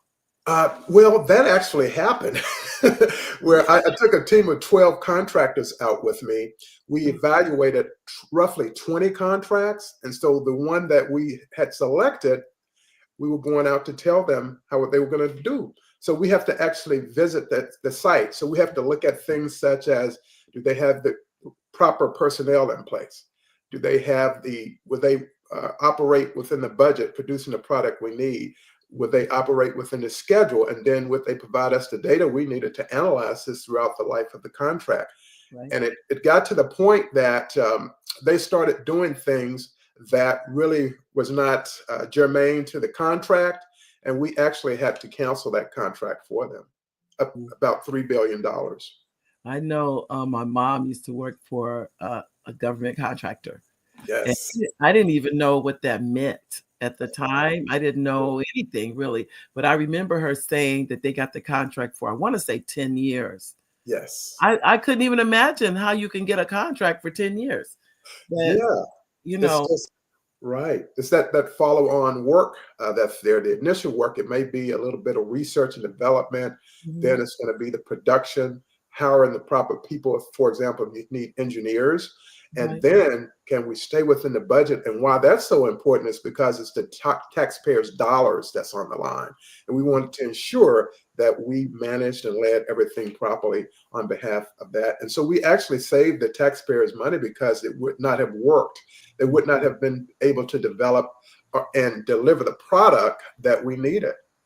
Wow. It was a communications problem. So, okay, after 20 years, you retired. And why did you become an entrepreneur? Well, it really goes back to my upbringing, again, at the age of 10 and learning what a business was. At the time, I didn't really enjoy it as much because after school programs were gone. I couldn't play with my friends. That was gone. And so for me, it was coming home, getting my homework done while I was working in the store. And then when I retired from the Air Force, I just decided, well, I want to become a professional speaker. And that's exactly what I did. And so that started me on that entrepreneur path. And then I ended up getting a contract. Your contracts again. I ended up getting a contract for a 12-city tour that sent me all over Hawaii, Florida, Georgia, North Carolina, all over. And North Carolina, of course, I was glad to go there. And what happened is people started asking me, hey, do you have a book? And at that time, I didn't have one. So I kind of created one, a small little mini book, and got some sponsorship from, FedEx. And so as a result of that, things just kept going. And then I started taking some diversity certification program. I did deliver some diversity programs, motivational programs, and then I collaborated on a lot of seminars and summits. Toronto, Canada, Austin, Texas. Wow. Yeah. Wow. So it's been a journey. That's what it sounds like. Yes. It was started out as a pilgrimage where I couldn't figure things out at first because even in the times that I was failing is what I thought because I couldn't get that follow-on lead generation for more speeches. And then I started learning, but from those experiences is when I learned the most. And so I could, go out to a client, deliver some programs. I might go to MasterCard International, for example. Right. And I deliver some programs for them, or the U.S. Air Force, or the Air Force Academy. Or it's different opportunities like that just kind of opened me up to a lot more. And then when social media and everything started coming on, it really started taking off. Wow. Now your book, you have 2 number 1 best-selling books. Correct. Yes. That's impressive. One is, it says a lot, but two, wow. Yeah. They're on leadership though. Well, they're all different. In fact, I have one, the first book I wrote was on motivation. It's called Living on Higher Ground. And then my second book was titled Faith for Times Like Now. And the third one is Leadership is Influence. And if you want me to show it, I can show it. If not, please do. Please yeah. do. Yeah. In fact, I'll show you, let's see, I'll get the first one here. Okay. This is the very first book here. Okay. I just wrote it down. All right. And then this is the second book here, Faith for Times Like Now. Well, we definitely need that, don't we? We need it today. And then this is the most recent book here. Okay. Leadership Influence. Okay. Yeah. I said, okay. All right. Yeah. That's wonderful. Yeah. So go on. I'm sorry. Yeah. So what happened when it came to the book, I had never written a book before. So I happened to have a coach at that time, the late Dottie Walters, and she wrote this book called Speak and Grow Rich, her and her daughter, Linda. So I flew from Maryland, where I lived, out to Burbank, California, and she had a marketing symposium. So I attended that, and different actors and actresses were also in the course. And one of my classmates was Lou Ferrigno, who is the Incredible Hulk. He was one of my classmates in that program. And when I was flying back from Long Beach, California, back to Dulles Airport, I wrote down that I wanted to write the book in a month. And I did exactly that. I actually wrote 2 books in 1 month. Wow. And then I hired some people I'd met at the symposium, marketing symposium, copyright experts, interior design experts, book cover, and then the publishing company, printing company itself. And that's what took place from the beginning. And then I started getting orders from at-risk schools. And they have graduations, and they wanted orders for 100 books at a time. So it really worked out quite well. Good for you. Yeah. Wow, that's impressive. It's very impressive. It was, that part was really surprising because they found me, which was good. Oh yeah, that's always nice. I was happy. Yeah, and then they're buying 100 books at a time. Yeah. That's excellent. Yeah.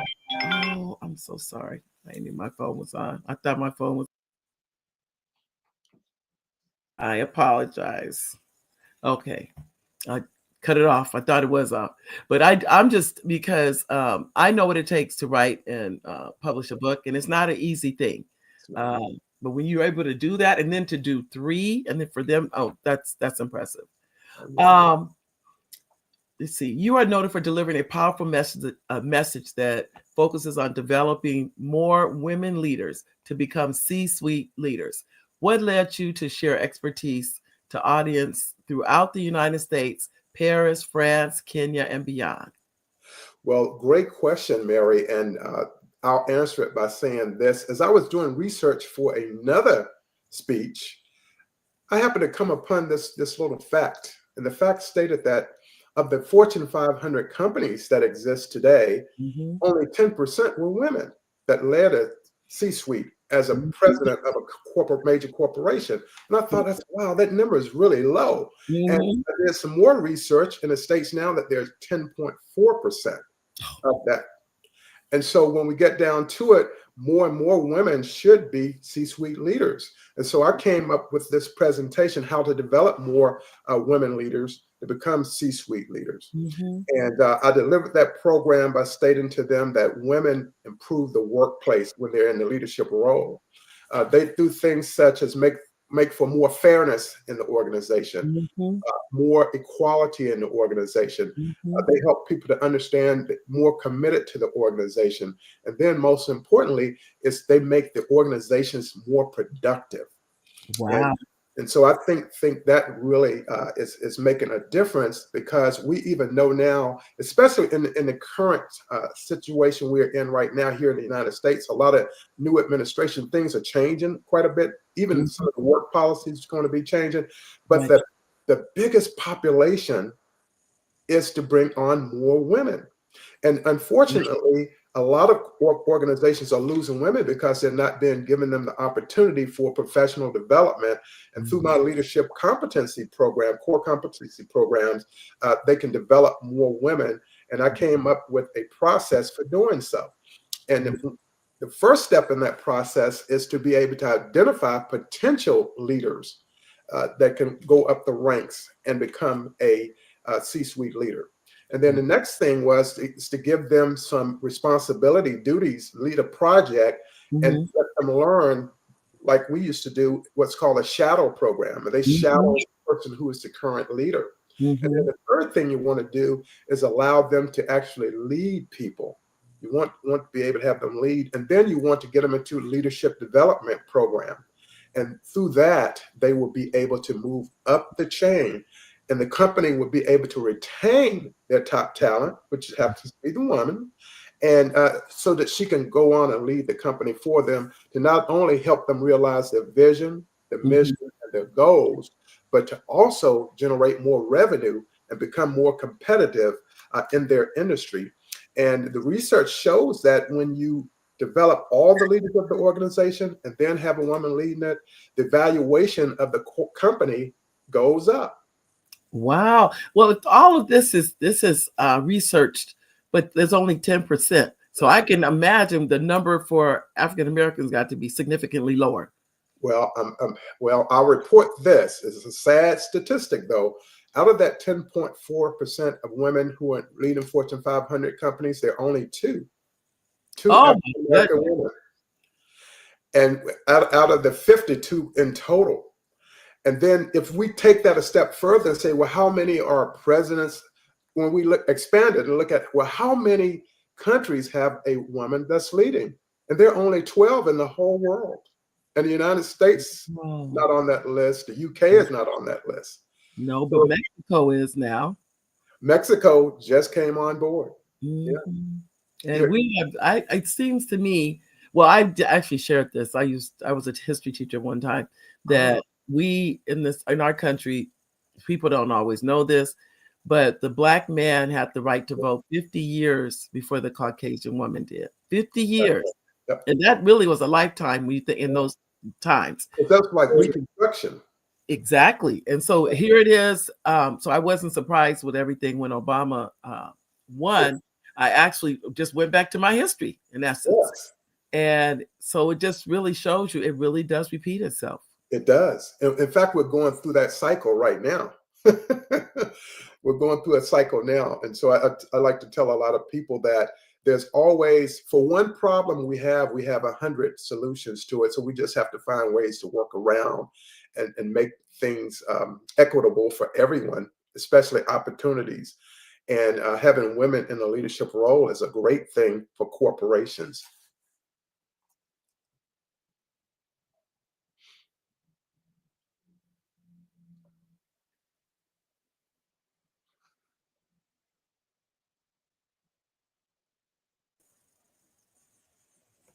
Oh, Paul? Yes. Okay. Sorry about that. No problem. Well, you are an international speaker, 2-time #1 best-selling author, and the author of 3 solo books, 3 co-author books. Yes. Your current book is Leadership to Influence. Share a little bit about your recent book, please. Yes, and thank you so much. In fact, Leadership as Influence really came from me sitting down one day in peace and quiet and solitude. And in that peace and quiet and solitude, I knew that my functional specialty is finance, budgeting, in that field. I'm a certified financial manager. However, when you really get down to it, actually leadership is what I am. And I am that because I was in the military for 20 years and I attended every leadership school that they had to offer. And as a result of that, it was time to come up with the new book, Leadership as Influence. And what this book does, it provides people with a 3-pronged approach to becoming a leader of influence. And so people ask, well, why influence? Influence is because when you have an individual in a leadership position and they're able to get people to do work, even if they didn't really want to do it, that's influence. But the key to being a leader of influence is to develop other members of the staff, not only the managers, but also the employees, the subcontractors, the janitorial staff. Everyone should be trained up and receive the leadership core competencies to help them. And not only that, when we look at leadership, we also want to really start with personal leadership. And that's a person having the ability to lead themselves. And when a person has the ability to lead themselves, they're going to make more better decisions, and it's going to yield them better results in their life. And then they can parlay that particular personal leadership expertise into the professional leadership aspect. And that's really what people need. And so to become a leader of influence, what this book does is gives people a blueprint and a baseline to follow. And most of the time, Mary, people don't even realize that they're leaders, but we're all leaders because we have to lead our lives. Right. And how we lead our lives really determines our success in life, because leadership is the one aspect of a life that can move people further through an organization or leading their own company is through that leadership. And when a person becomes a leader of influence, they train everyone. A leader who's afraid to provide funding, provide leadership for their employees will lose that employee, because it's the highest level of professional growth. Wow. And so that's what this particular book does. And it's got me on many of its stages, because a lot of people, it's the first time they're hearing this information. But the average person thinks that a leader is someone with a title. But a person doesn't have to have a title to be a leader. People can go on and lead. And not only that, but there's no such thing as a born leader. People think that a person's a leader. And I'll just use this little area here about football. Everyone thinks, hey, Tom Brady, he's a natural born leader. It's impossible. He wasn't born with cleats and a helmet on, right? Well, I don't think so. Me either. and so what happens is a person is developed over time. Yeah. That's how a person becomes a good leader. And it takes sacrifice, because you have to do the time. And for me, I went through ROTC for 2 years. So I was learning my fundamentals. And then when I went on active duty, I had a initial leadership school, and then I had a mid-career leadership school, and then I had a senior leadership school, which is called for us was Air War College. And so you learn the same principles a corporation will receive, except you might receive more of one that focuses on air power, as an example. Yeah. All right. Well, I know that the academy itself, your leadership academy, is based on the book? Well, Wealth Building Academy actually is the professional development aspect of it. And my website, Wealth Academy podcast, is really a subset of the business itself, Wealth Building Academy itself. All right. Yes. I'm sitting here just absorbing, I'm just amazed, because I think I even had or was thinking that, as you said about leaders are not born, what you're really saying is that they are developed over time. Over time, yes. It doesn't happen over time. Why are some of the people you meet over the course of your career that admit that they are inspired by you? Well, it's that they inspire me, and I admire them for that. And so people that I've met, people such as Mrs. Coretta Scott King, for example. And I was at the Congressional Black Caucus one year, and a friend of mine, she introduced me to Mrs. King. And what's interesting about that is that I had lived in Atlanta before, and I went to the King Center all the time, but I'd never met her. And so I've got a chance to meet her. And then a couple of years later, her daughter, Bernice King, she called me to interview her on my online radio show. And we talked about Mrs. King's book, Desert Rose, The Life and Legacy of Coretta Scott King. Wow. And then I was interviewed by Dr. Maya Angelou on Oprah Radio. And the one question that she asked during the interview was, what is it like to be an American? And so I shared with her my rough side of the mountain experience growing up. Even though my parents had a store, we were really poor, 10 children. And my parents were factory workers too. And so they were a part of the working poor. So I shared that story and how I went on to get a degree. And I never received any tuition from my parents because they didn't have any money. So I worked the entire 4 years of college. Wow. And I paid for that. myself, and I was able to come on board into the Air Force, and they paid for a couple of master's degrees for me. So it was going from zero in terms of monies to really coming out to have a really great career, now retired after 10 years. So it's really been a great journey for me. And it's even getting better. I almost feel like I haven't accomplished anything. Well, are you serious? Serious. It seems like you accomplished quite a bit to me. There's more. What the commercials say, wait, there's more. Okay, all right. More books, more speaking, more conferences, more summits, more of everything. Wow. Yeah. How can people discover more about you, Paul? Well, thank you very much for asking that, Mary. What they can do is go to my website, which is www.paulvanspeaks.com.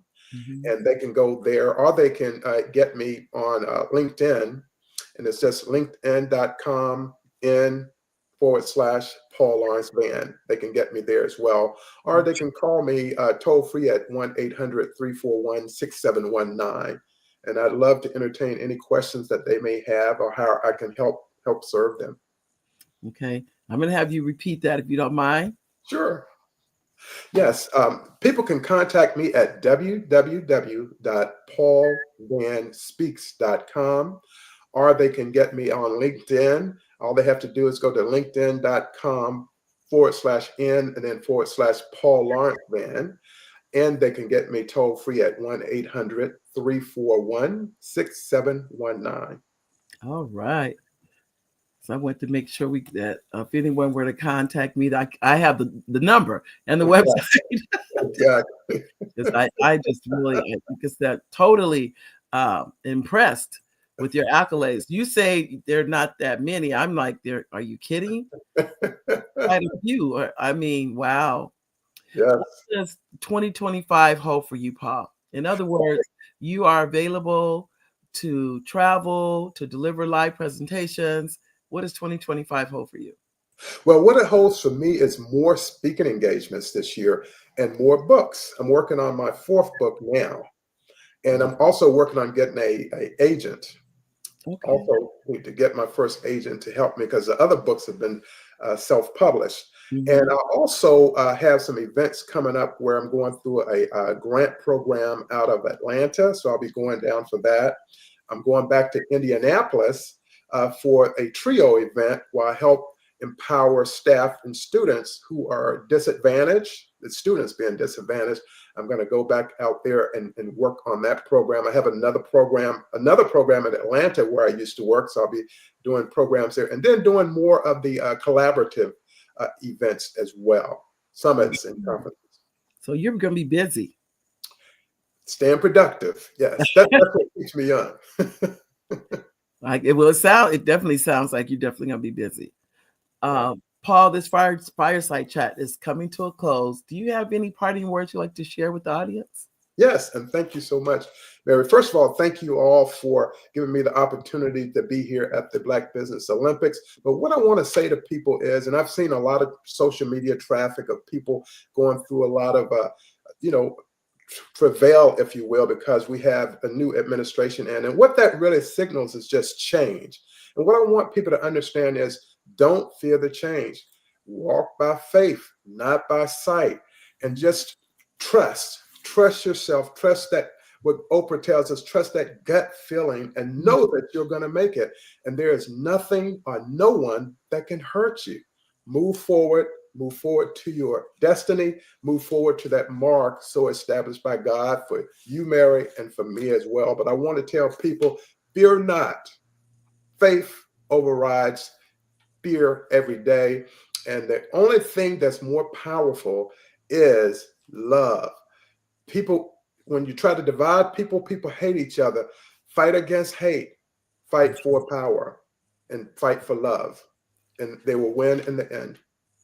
I tell you, I tell people too, we've been as a people through so much. So I don't know why we would think that this can be, I don't want to say any different, but we've been, I look at my parents were sharecroppers. Right. And I was able to share with them before they passed that I was so proud of them. Absolutely. They left the South. They were part of the Great Migration. Migration. But they made it in California, bought a home, and wonderful. Raised their 5 children. But my mother went back before she passed. Wow. And she lived in the South again for almost 10 years. And after going back there, I understood why. I didn't understand when she first went, but I do understand. I did understand in the end that she came to realize, even though those things she thought was really, really bad, not that they weren't, sure, they were still part of her story. Exactly. And Foundation. It was, and she understood that. And I wasn't raised there. I was raised in California, so I didn't have that same upbringing. Sure. But I remember telling her I understood now. Exactly. What that was. It was really to raise us, is what it was, the 5 of us. Absolutely. But she ended up, before she passed, she went back home. You did a great job, Mary. Thank you. Thank you. I'm sure she would be, unfortunately, she's passed on. I understand. But I was just grateful to be able to share that with them, that their life wasn't in vain, and that their sacrifices were not in vain. That's right. They were part of the branches of the tree of life. They were. And now we have to move forward. We're not going back. Oh no, it's impossible. You can't change history. You could say you're going to stop it, but you can't. No. One of the examples I love to use, and I used on social media the other day, is the fact that we know that DEI was discontinued in the federal government. They took out the Tuskegee Airmen training at the Air Force basic training facility. And I said, well, that's a bad idea. And it's a bad idea primarily because they are a part of history. They did fight in World War II, and they are what we call aviation pioneers. It's very similar and part of like the 6888, the recent movie, but they are part of history. And even though you want to stop it, you can't, because it's already happened. You can't stop something that's already happened.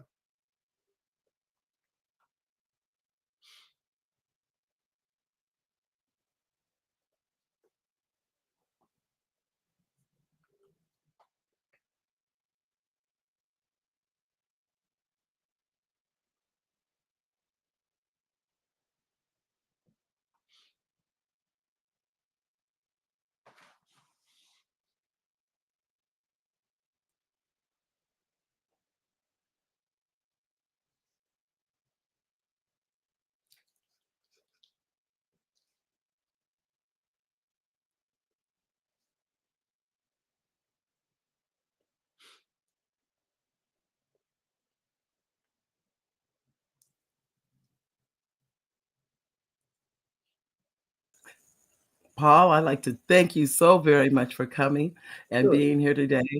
And I hope that you do come back again, and we will see you on the other side. Thank you so much. And thank everyone who's a part of this process. I know it's going to empower a lot of people, and that's why we're here. Thank you so much, Mary. You're welcome. All right. What if you could build your own city? A place where every child can find nurturing people to help them achieve their full potential. A place where every adult can access job training support. Where health education is abundant. Where social justice ruled the land. A place without limitations. Welcome. You have arrived at STEM City USA. It is what every city should be. A safe and trusted community where you find people and resources to help you become everything you are and beyond. STEM City is unlike anything you have ever experienced. It is a digital twin of the world around you, only better. STEM City is about energy and soul renewal. It is more than a digital world. You can almost feel the power of live cultural events, music, and theater. STEM City promises a better future for children with caring mentors and hands-on activities with dedicated tutors to support our youth. STEM City is your passport to a healthy lifestyle with weekly events addressing our community's many issues. STEM City is your financial well-being with helpful information on wealth management, career advancement, job training, and so much more. STEM City is the community you deserve. It is the city where your dreams can come true. STEM City USA, a place in the sky that is accessible to all who reach for the stars.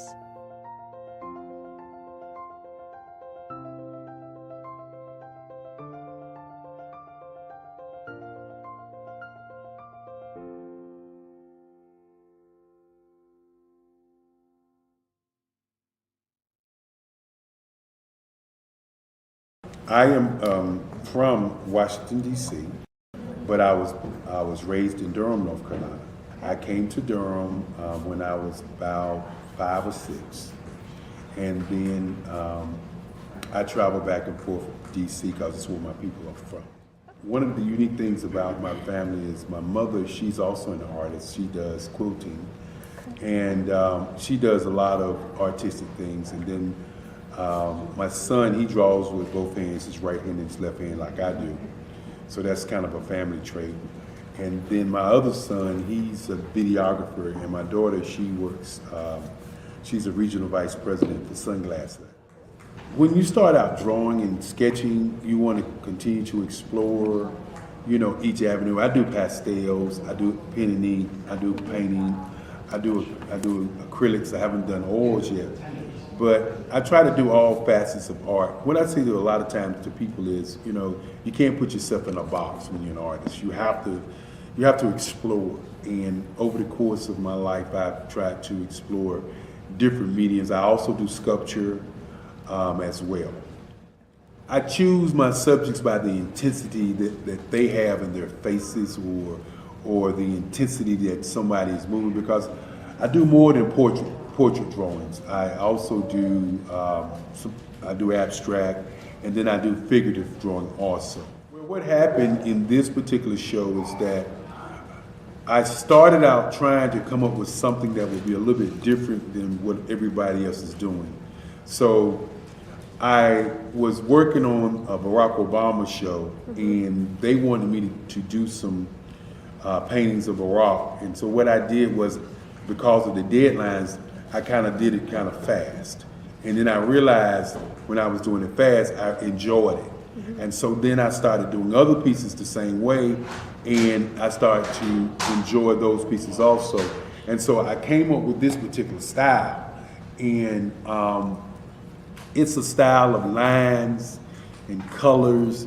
And what's interesting is that when I was in college, I did a show called Lines, Colors, and I talked about the boldness of the blacks, the hotness of the whites, and this is how this has come about, you know, later on in my life. And the colors comes from a lot of the entertainers that I work with, where they wear different colors. They don't wear, you know, your plain reds or your whites. They wear different colors, and so that's also another piece of what's giving me the colors. The subtitle of this show is Faces That Speak Life. That's real critical. Faces that speak life. Each one of these pieces is a life source and a life energy that's being put on display for people that are looking at it. You know, I always say in terms of my art, it's not important that I draw them. It's important what you get out of what I draw. You know, I don't try to just draw it because you like it. People wanted me to do prints. I didn't do prints. You know, people asked me to do different people, but the people that I choose are people that make a difference in the lives of people in the world. So the human landscape idea was, again, as I say, the lines represent your emotions, it represents your ideas, and it represents your journey as a human being. And that's why you get the different pieces and the different looks. And as you notice, I try not to do one look that looks alike another look. And that's what's the most important part of this show.